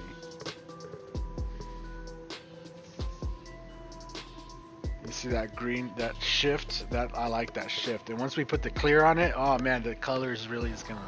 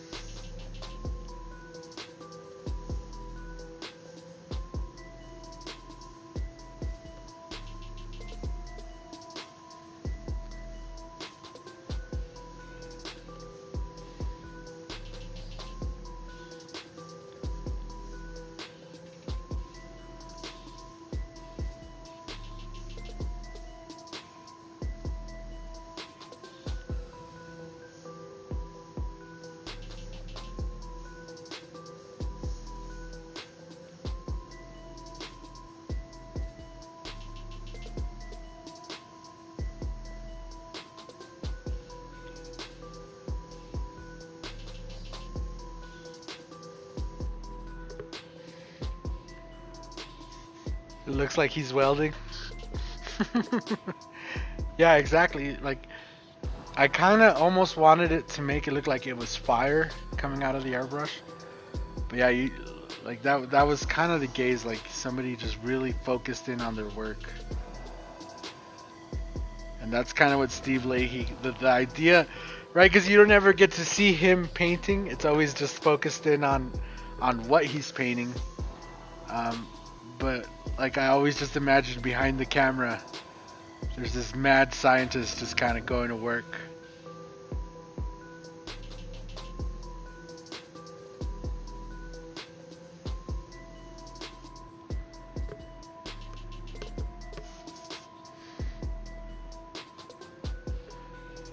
Be true to you, at least you don't have to be fake. Yeah, that's not what we do here.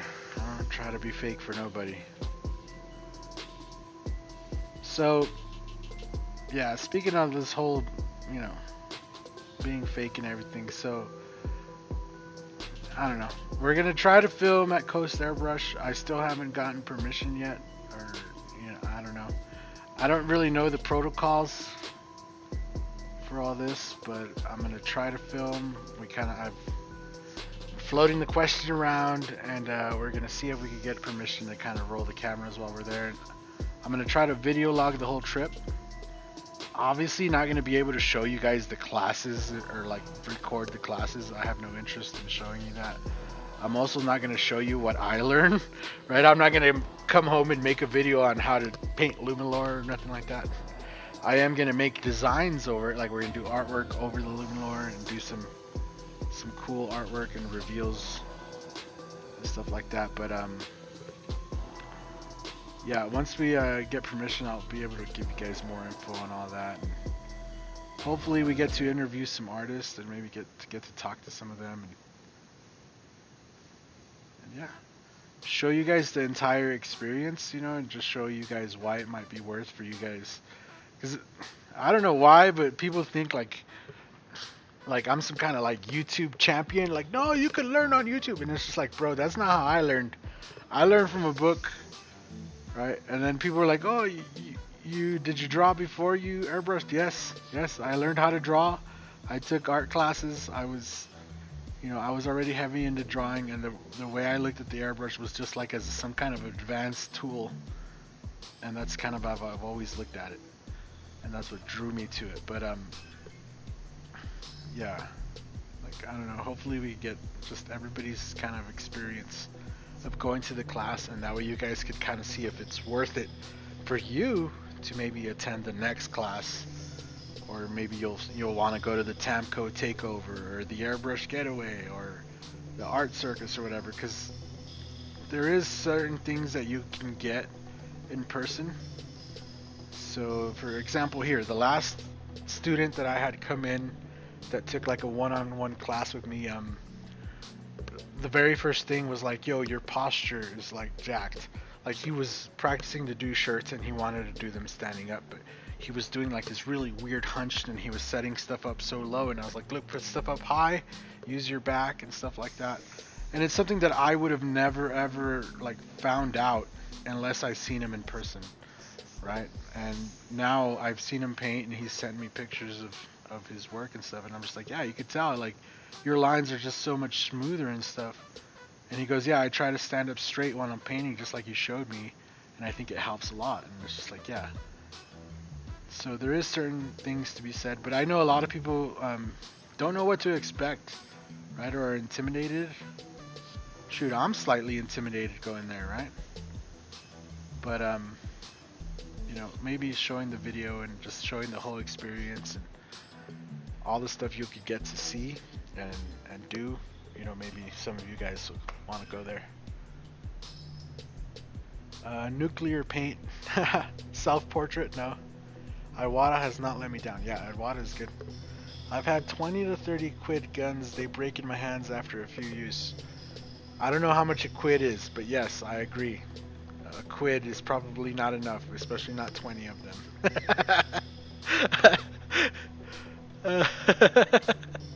Alright, so let's put in some black. And yeah, we're pretty close to wrapping this up. I think I'm going to put the cover on it, and I think we might lay in some candy over the gears and stuff. And that way we kind of even give the back kind of a deeper tone over the pearl, because this gray that you guys see, it's actually silver. It's pearl silver. So yeah, but let's zoom you guys out real quick.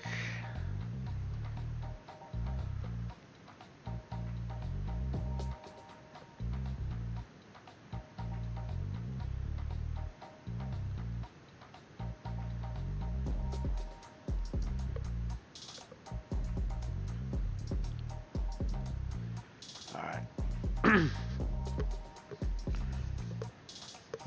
Paul Lobato says, nice. Thank you, sir. A quid is a small squid. Yeah. Definitely. Then it's definitely not enough. I need at least like 30 big squid to satisfy, you know?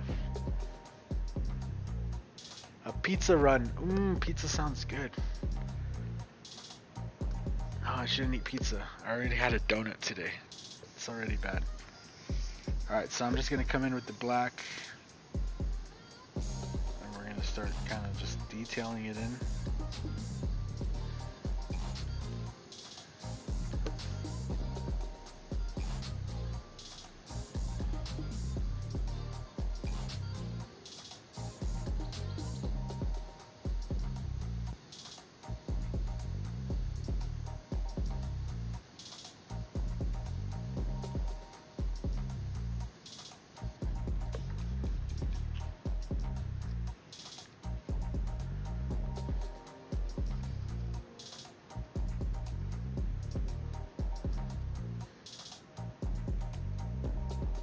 Is it for sale? This painting? No. So this painting is actually going to Steve Leahy. Just kind of as my... Are we out of black? Oh yeah, we're out of black. That's the problem. So maybe there's no paint. So I'm giving this one to Steve Leahy just for being a good sport and helping out with the giveaway and everything.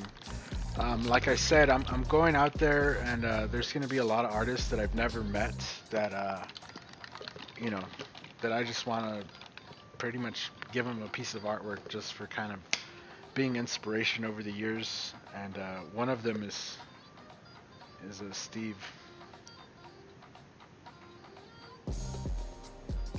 who I knew about before I knew his name, because people kept asking me about paintings on razor blades and stuff, and I was just like, yeah, I mean, sure, if you want a painting on a razor blade, I guess I could, but it's gonna cost you, right? Because that's like a lot of work. And he goes, yeah, because there's this guy that does the paintings on the razor blades and rah, rah, rah. And I was just like, yeah, I was like, I don't know who that is, you know. But after doing some research, I did end up finding Steve Leahy's like blade paintings and stuff, and really super interested. And then I found out he live streamed, and that was just it, bro. Like, so yeah. But if you got a legit pizzeria with better ingredients, it's healthier. At least that's what I tell myself. That's funny. Pounds. You're welcome. All right, cool. Thank you.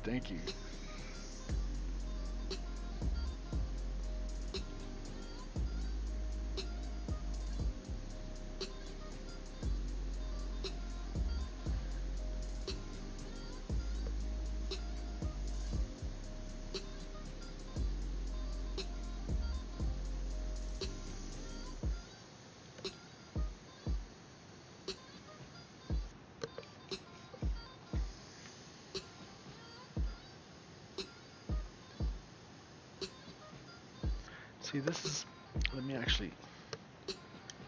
is when the Eclipse comes in a little bit nicer than the Patriot, because the Patriot has, I can't see the needle, bro.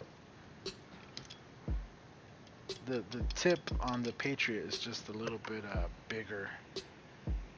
Like this bulky front end on the Patriot is harder, it makes it harder to see your needle, so I'm just trying to get some nice fine details, and it's hard to do with this big old thing in the way. That was also the problem I had with the Grex. It's like that magnetic thing in the front was just so big, and bulky.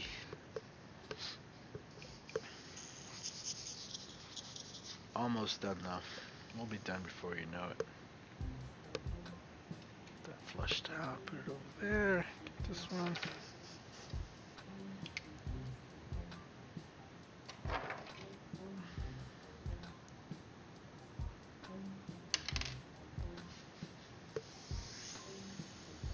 Better I can see.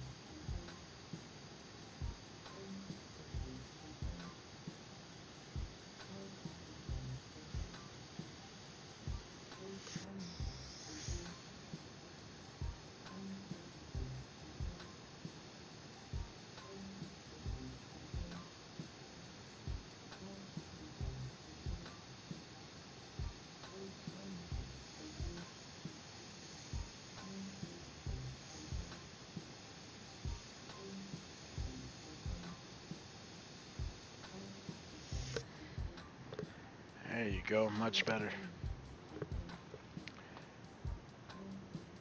Oh man, I haven't seen it. I keep wanting to watch it. It keeps popping up, but I just have not had no time lately, bro.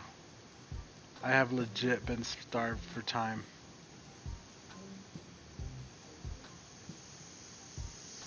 Like the little bit of free time I've had over the last couple of weeks, I've been using it to watch like live stream people like live streaming. And even then, like I'm watching the live stream there. I'm probably wet sanding over here, and then when I hear something interesting, I'll come and type something, and then I'll walk back over and continue wet sanding, or you know, like right behind me, I'll have a table set up, and I'm working on something, and it's just not. Like I've been really grinding hard the last few weeks. It's especially with the giveaway, not everything made social media, right? Like a lot of stuff did, but not everything. Just hard to get everything in there because I was trying to promote the giveaway. I wasn't trying to like flood it with other stuff that would not promote the giveaway.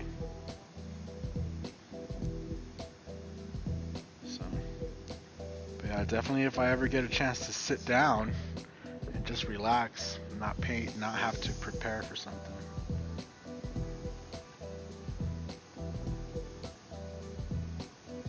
It looks like a cool show.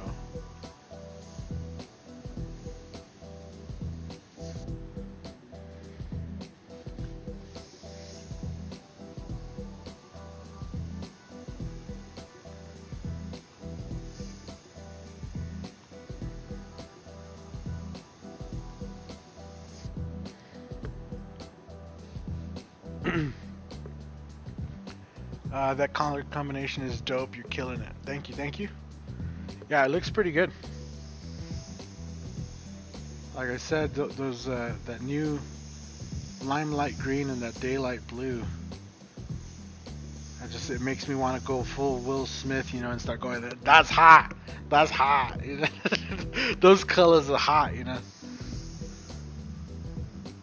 I really like those colors. I'm glad they chose to make the new opaques and use those shades and not just like a standard green, you know, and a standard blue. Which they do have the regular green and the phthalo blue, but even those are kind of nice. Like they're not just like regular ass boring colors.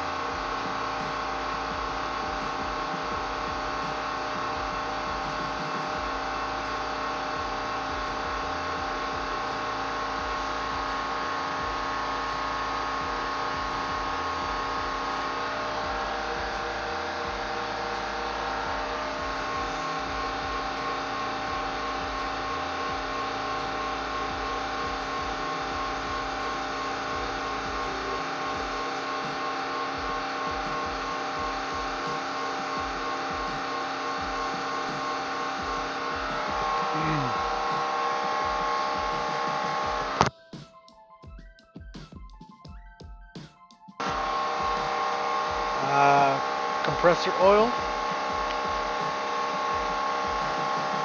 What? Yeah, you should, Dennis. You have all these ideas, bro. Why don't you get to painting?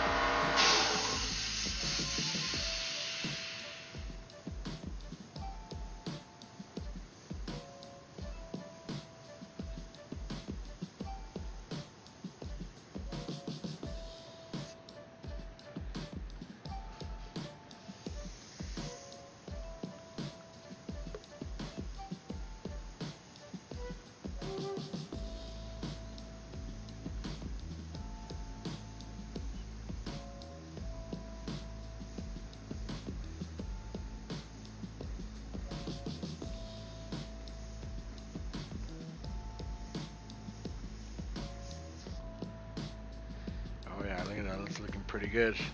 It's looking pretty good.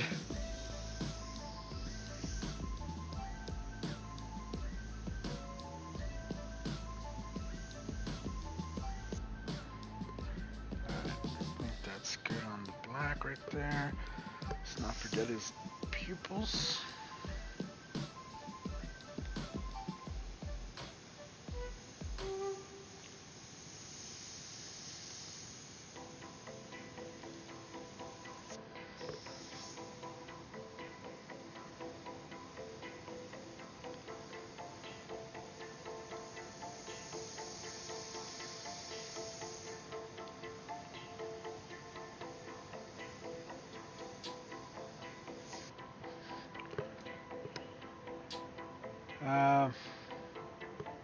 What's up, the Namless? It's the Namless subscriber. You're screwed if you don't have access to a French curve. You can't make lines with a French curve. You can make edges. I bought shoes, canvas panels, and metal panels for practice. My mom's.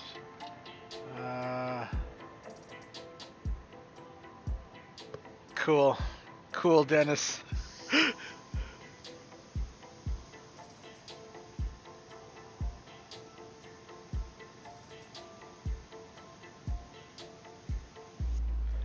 Alright, now we can do a little bit of black on here, and then we'll be ready for the whites. So let's just do a little bit of definition. Oop, went a little too far down. There you go.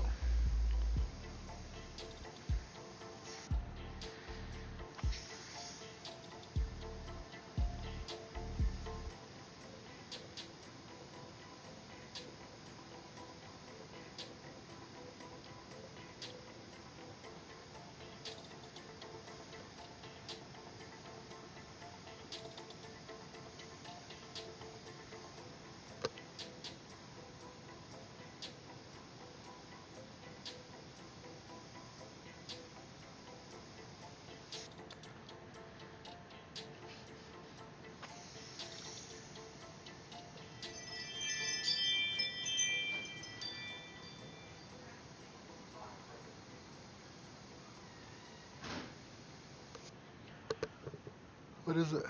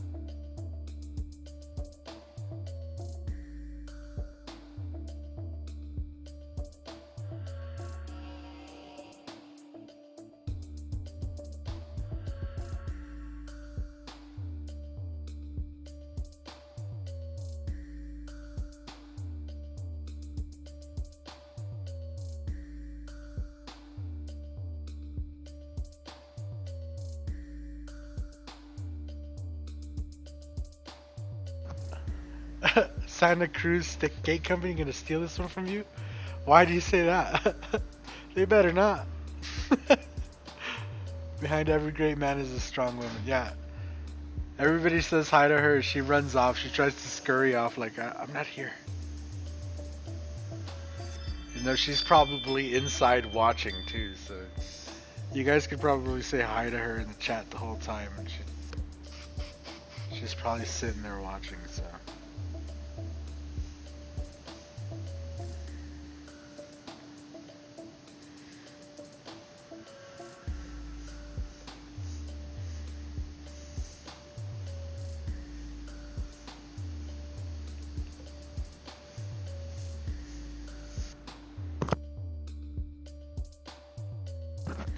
What's up, Jim Brum?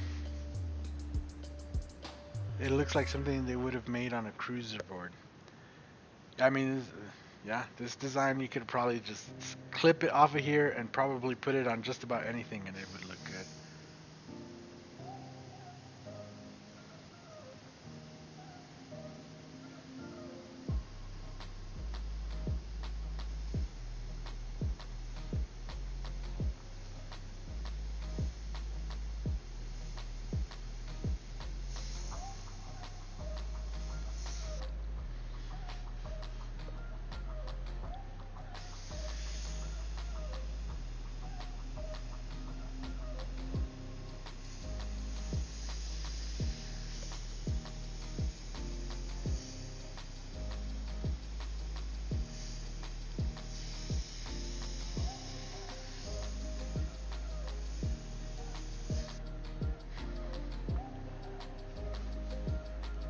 Cool.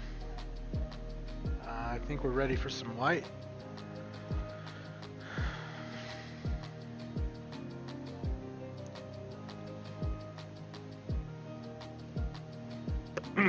Are you based in Southern California? No, I'm not. I'm based in Southern Colorado. You've seen me in person working on some airbrushing. Are you saying all Mexicans look the same? Huh? Huh? Great drawing. What pressure are you at? Ultra low. Yeah, it's like I'm probably between 15 and 20 right now. The thing on the rig, it's turned backwards and I can't flip it the other way to see what the pressure's at, but I would guess at about like 15, to be honest with you. It's a little bit low.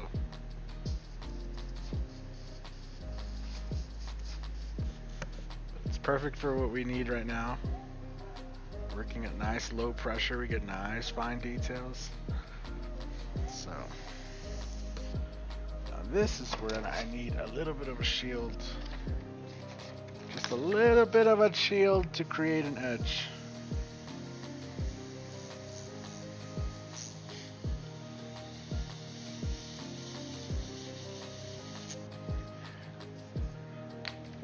And this last one.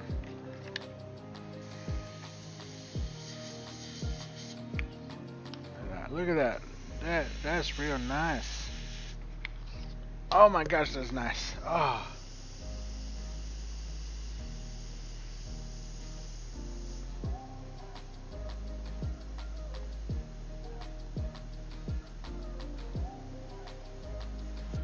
See, and then when you put the white highlights over everything, it kind of makes everything kind of melt in together, and the highlights kind of start taking over, and you have this the painting kind of, you know, all the colors really start looking like they're just living in together. So we'll do those same highlights like we did, like his skin pores kind of coming around, and we'll blend that into some of the other colors. Make sure we get some traditional nice highlights just like normal on some edges.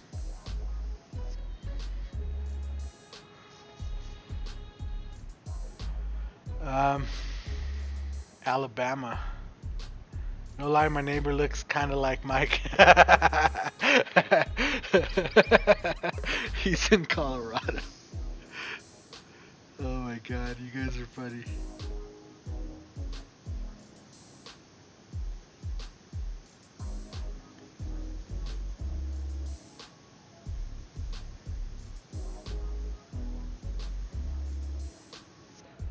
I would say I have a pretty distinct look, at least in person. I like over the video it might be a little different, but when you see me in person, then you will never ever confuse another person for me, for sure. You're gonna be like, nah, that's not him. That ain't him.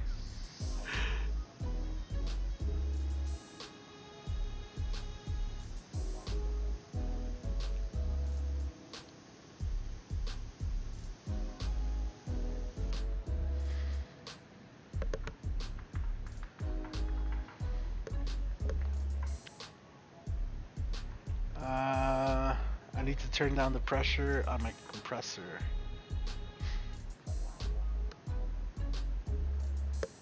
Yeah. So I have this line actually runs off of 3 regulators. So there's the regulator on the compressor, then there's a regulator out to the line that has a moisture trap. There's a moisture trap and then a regulator moisture trap.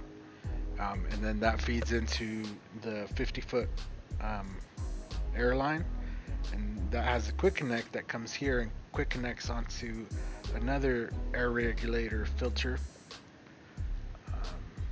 and then that has the manifold on it with all the hoses for all the airbrushes. So it just makes it convenient to have one like here, and then I have one on my like big spray gun, so that when I'm spraying something big, I don't ever have to mess with the compressor. I always just mess with the other regulators.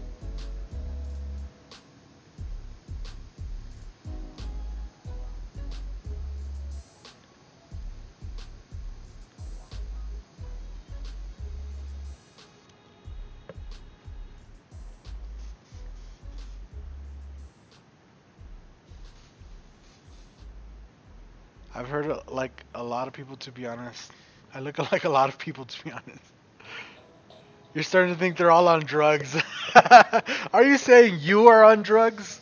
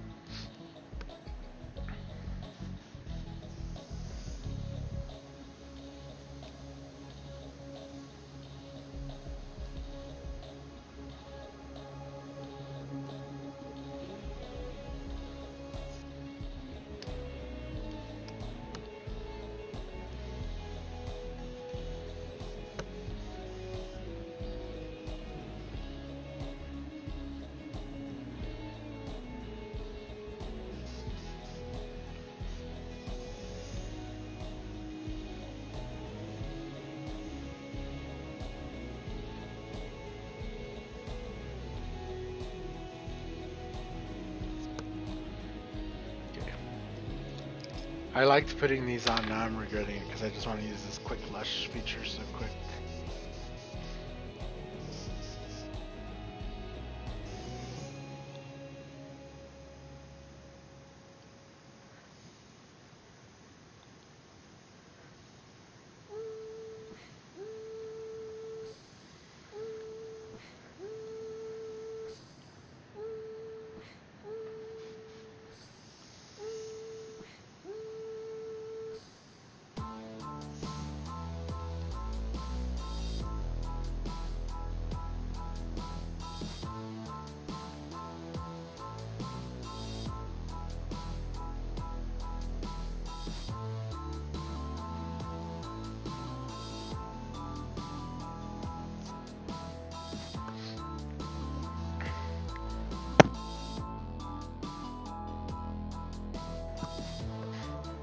Nice pop. Yeah, it's starting to pop for sure.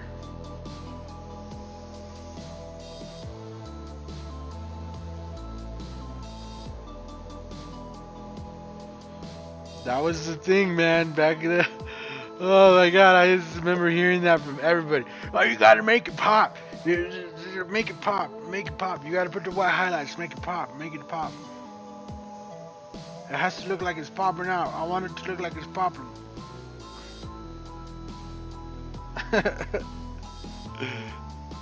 The worst part is that customers started saying it, so then it was just that thing where, yeah, customers walking in, oh, you gotta make it pop, man. You get the white highlights, and you gotta make it. And it's like, oh.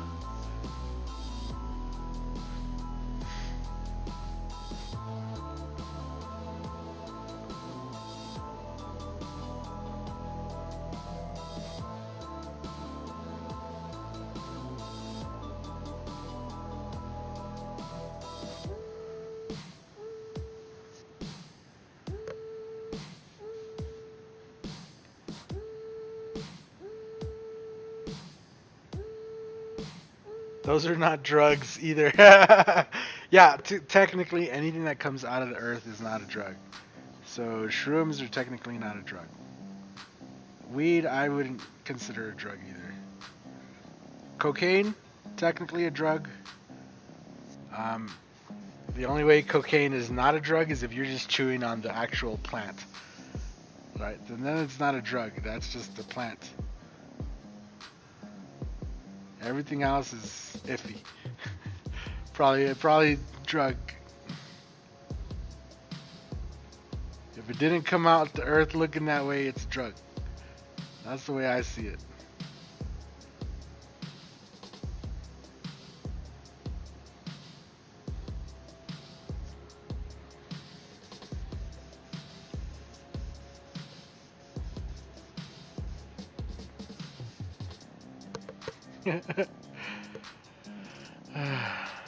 You gotta using a bucket to clean your airbrush. It's the easiest way, bro. You just dump it into the bucket. Like it's easy.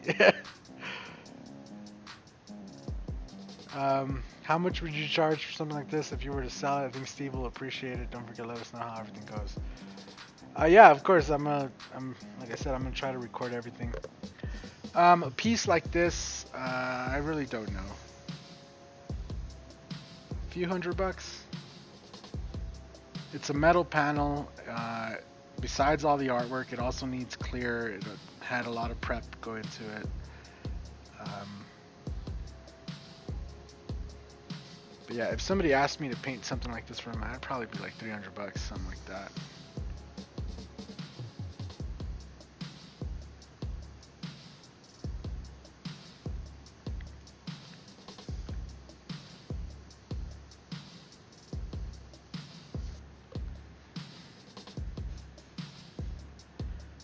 So I think we got all that in there. We can move down here to this.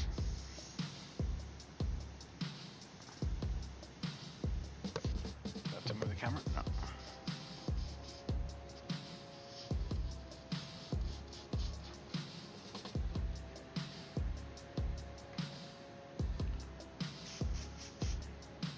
I get high on life and and meth.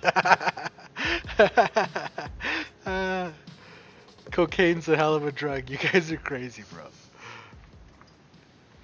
Crystal Method is a decent 2000s band, Steve.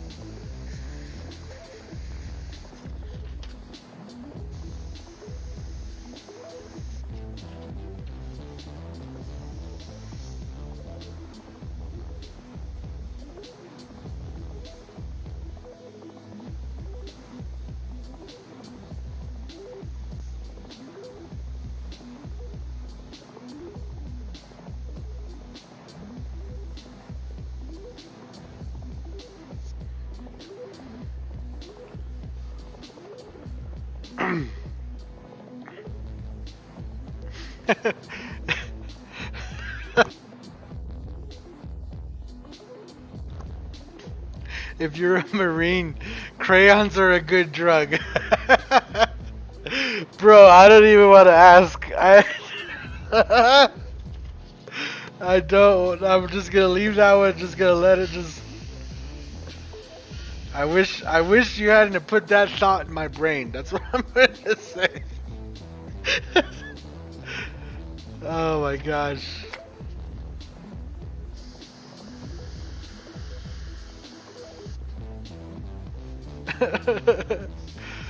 Oh man.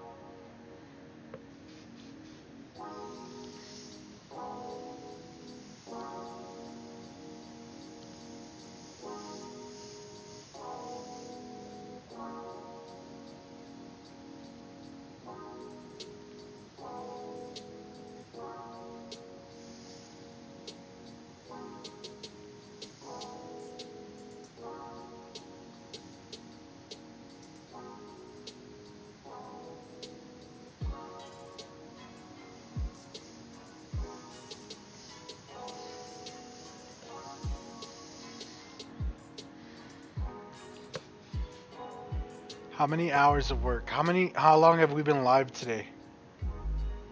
Um, Speaking of clear, I've been trying everything from Rust-Oleum to acrylic based clear clothes. Can't find anything really to seal the paint and protect it. I mean, really it depends on what you're trying to accomplish with the clear. Any clear will really work to just protect the paint, but it really depends on what you're trying to accomplish. Do you paint on canvas or paper for portraits, or just metal panels, special panels, or Jim? Yeah, I paint on everything.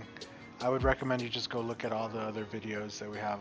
The hundreds, literal hundreds of videos that we have, that I have on the channel, and you can pretty get a good idea. I do everything. I have panels, shirts. I've airbrushed socks in the past. I mean, just whatever. Anything really.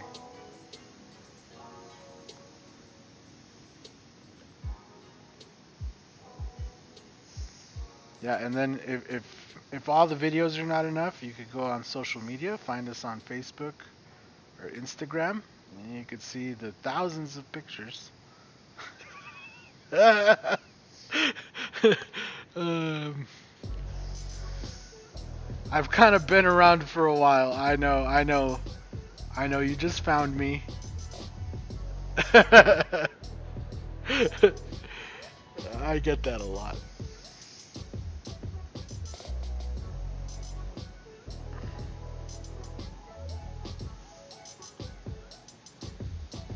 Alright, I think we got all the white in. I got all the drawing the way I like it, I think. I think it looks pretty good. I'm going to cut out this, this stencil real quick. And then we're going to finish up the background. Give everything a nice little edge, finish the background up.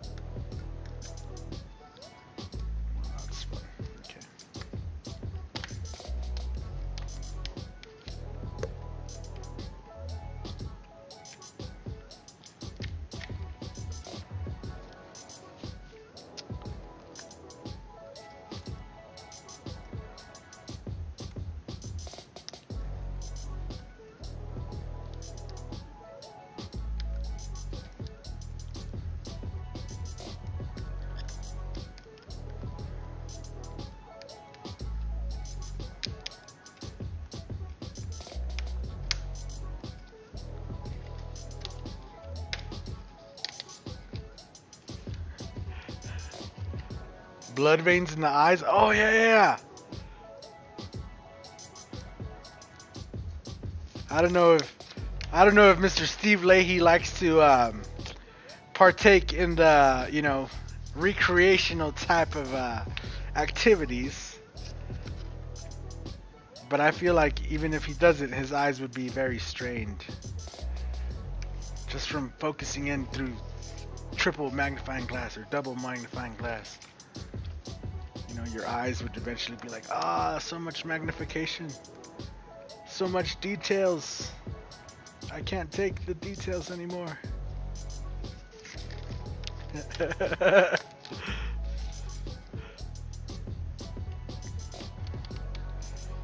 That's the other thing about meeting people in person, right? You get to know stuff about them that, you know, you wouldn't know otherwise.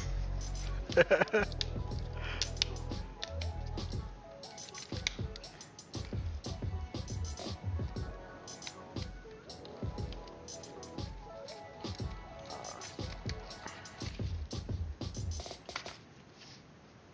trying to get all this cut out here.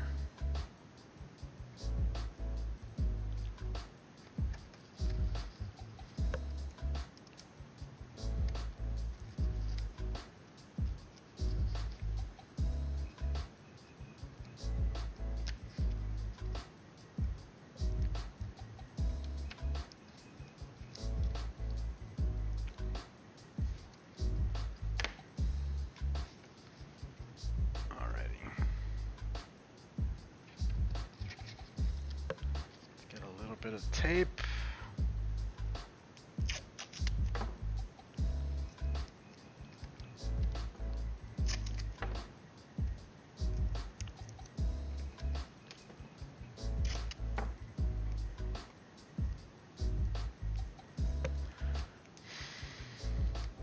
Looks great. Thanks, Remarkable. Thank you. Thank you. Remarkable. Why does that sound familiar? I don't know.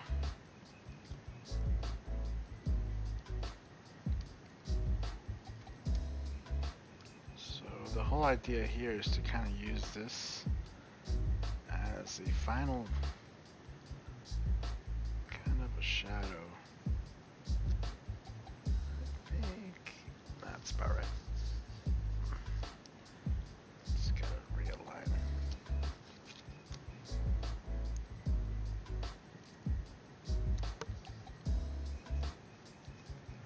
So it's going to cut off some of what we painted, but that's quite okay. We just need that little bit that's showing. Then we need this piece over here.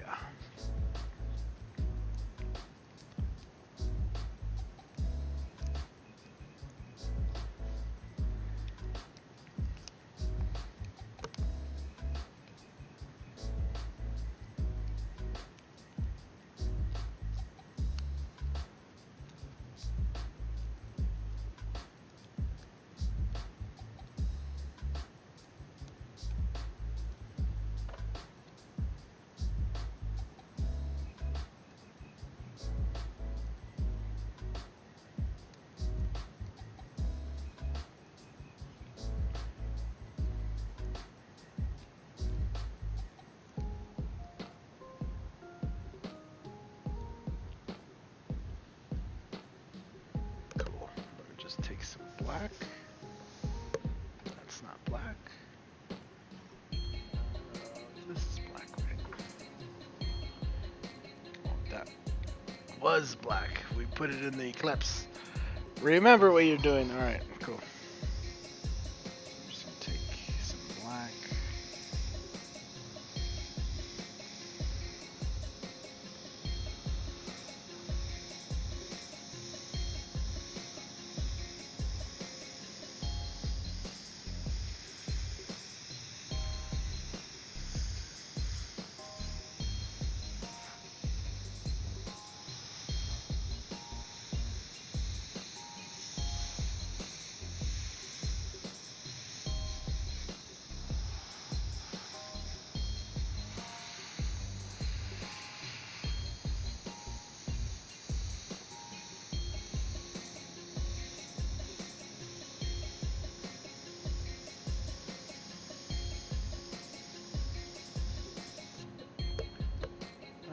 she's gonna smack you in the back of the head. What did I miss?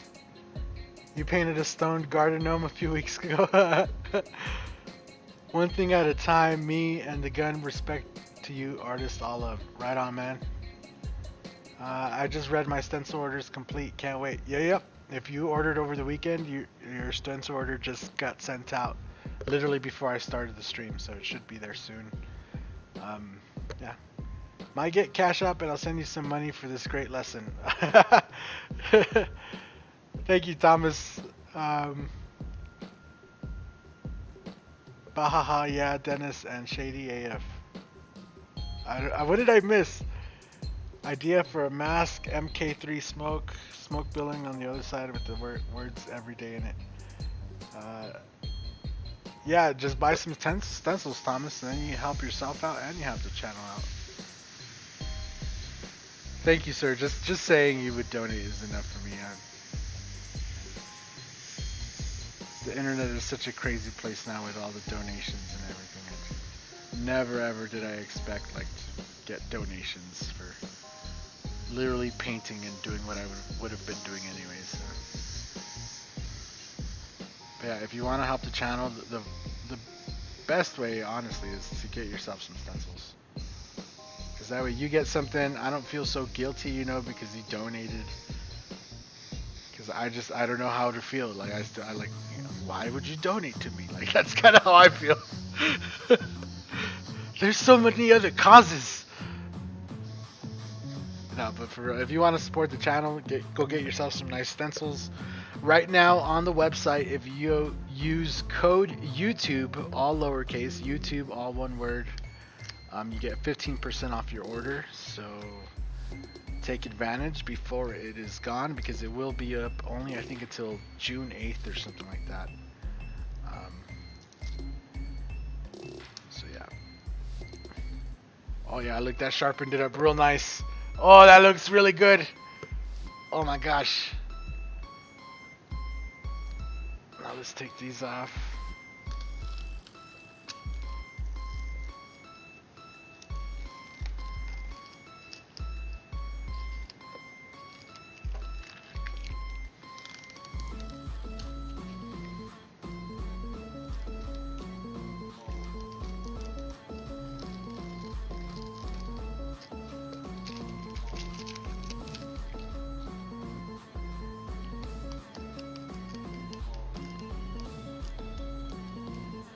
Alright,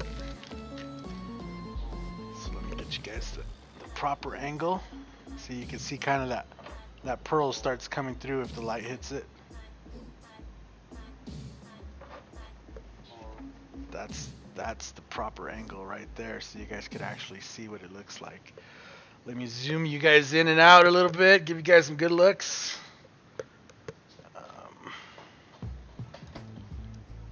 So let's see here, zoom in. Let's make sure it's focused. And we can loosen this up. There you go, now we got control. We can go down.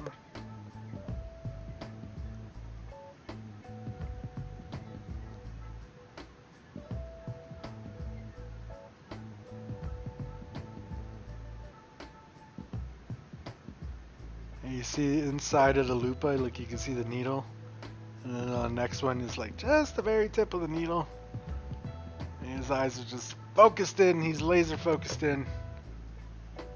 Oh yeah. Let's see if we can focus it in right there. So if we just focus all the way in.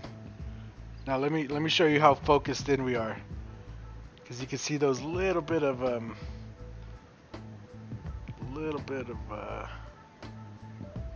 do you call that right there?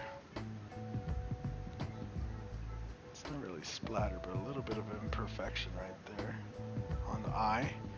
But just so you get an idea, I'll put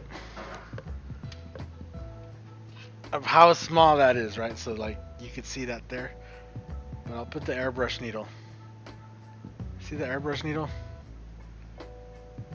this right here, even though you can see it when I'm all zoomed in right now, but like where I'm standing from here to there, not noticeable at all. So it's kind of that thing where you could like, do I fix it? Do I leave it? I don't know.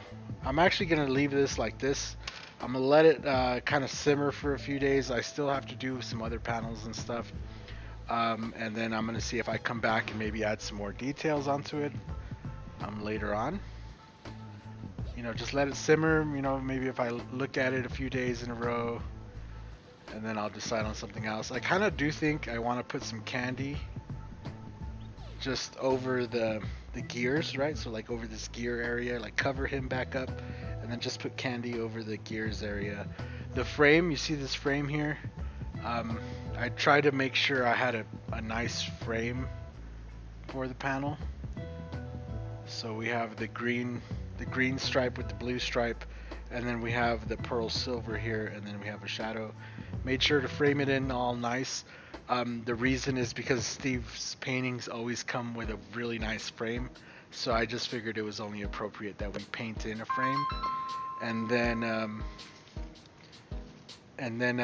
yeah, then the gears, you know, kind of represent how precise and the whole precision, kind of like a clock, you know. And then obviously he has both his magnifying glass or his lupas there, you know, just looking really close in on the blade, and you can tell he's crazy about his details, you know. So yeah, I think I like the way this turned out. I think I still want to put in some more work in the backgrounds and stuff, but I think overall I'm gonna let it sit, I'm gonna let it simmer, I'm gonna let it stand it over there, and just kind of as I work on the other panels, and maybe if something else comes to me, I'm not in no rush to clear it, right? So if something comes up to me in the next week or two, maybe we'll add some more onto it. But for now, I'm gonna just leave it like this and let it simmer in, and just kind of look at it and see what happens. But yeah, anyway, guys, we won't be back tomorrow. We'll be back on Wednesday. So today's Monday. We'll be back on Wednesday. We'll start another panel then, and again another panel for another artist that I'm probably gonna get the chance to meet, that I've already talked to over Messenger and stuff. So yeah, and you know, if you want to know who that is and what we're gonna be painting, make sure you're here on Wednesday, because it's gonna be the start of another good one. So yeah, hopefully you guys all like that. That's kind of my flavor of style there, and you'll see a little bit more of this kind of going in the next few weeks as we get closer and closer to the rendezvous. So yeah, anyway, I'm gonna go and get something to drink. My mouth is pretty dry from all this talking. I'm gonna get these airbrushes rinsed out, and yeah, we'll see you guys on Wednesday. Don't miss out. Again, if you want to check out the next panel, it's probably also going to be a two-parter. So even if you miss the first live stream, there'll always be the second. And if you're over on YouTube, you could always watch the replays and all that, with all the chat and everything available to you. Facebook doesn't replay the chat, at least not that I'm aware of. I don't know, so I don't know. I haven't really dug too deep into the Facebook stuff. So anyway, guys, thank you guys all for watching. Have a good night, everybody, and we'll see you guys in a couple of days. Later, later. Later, later, alligator. Don't be a stranger.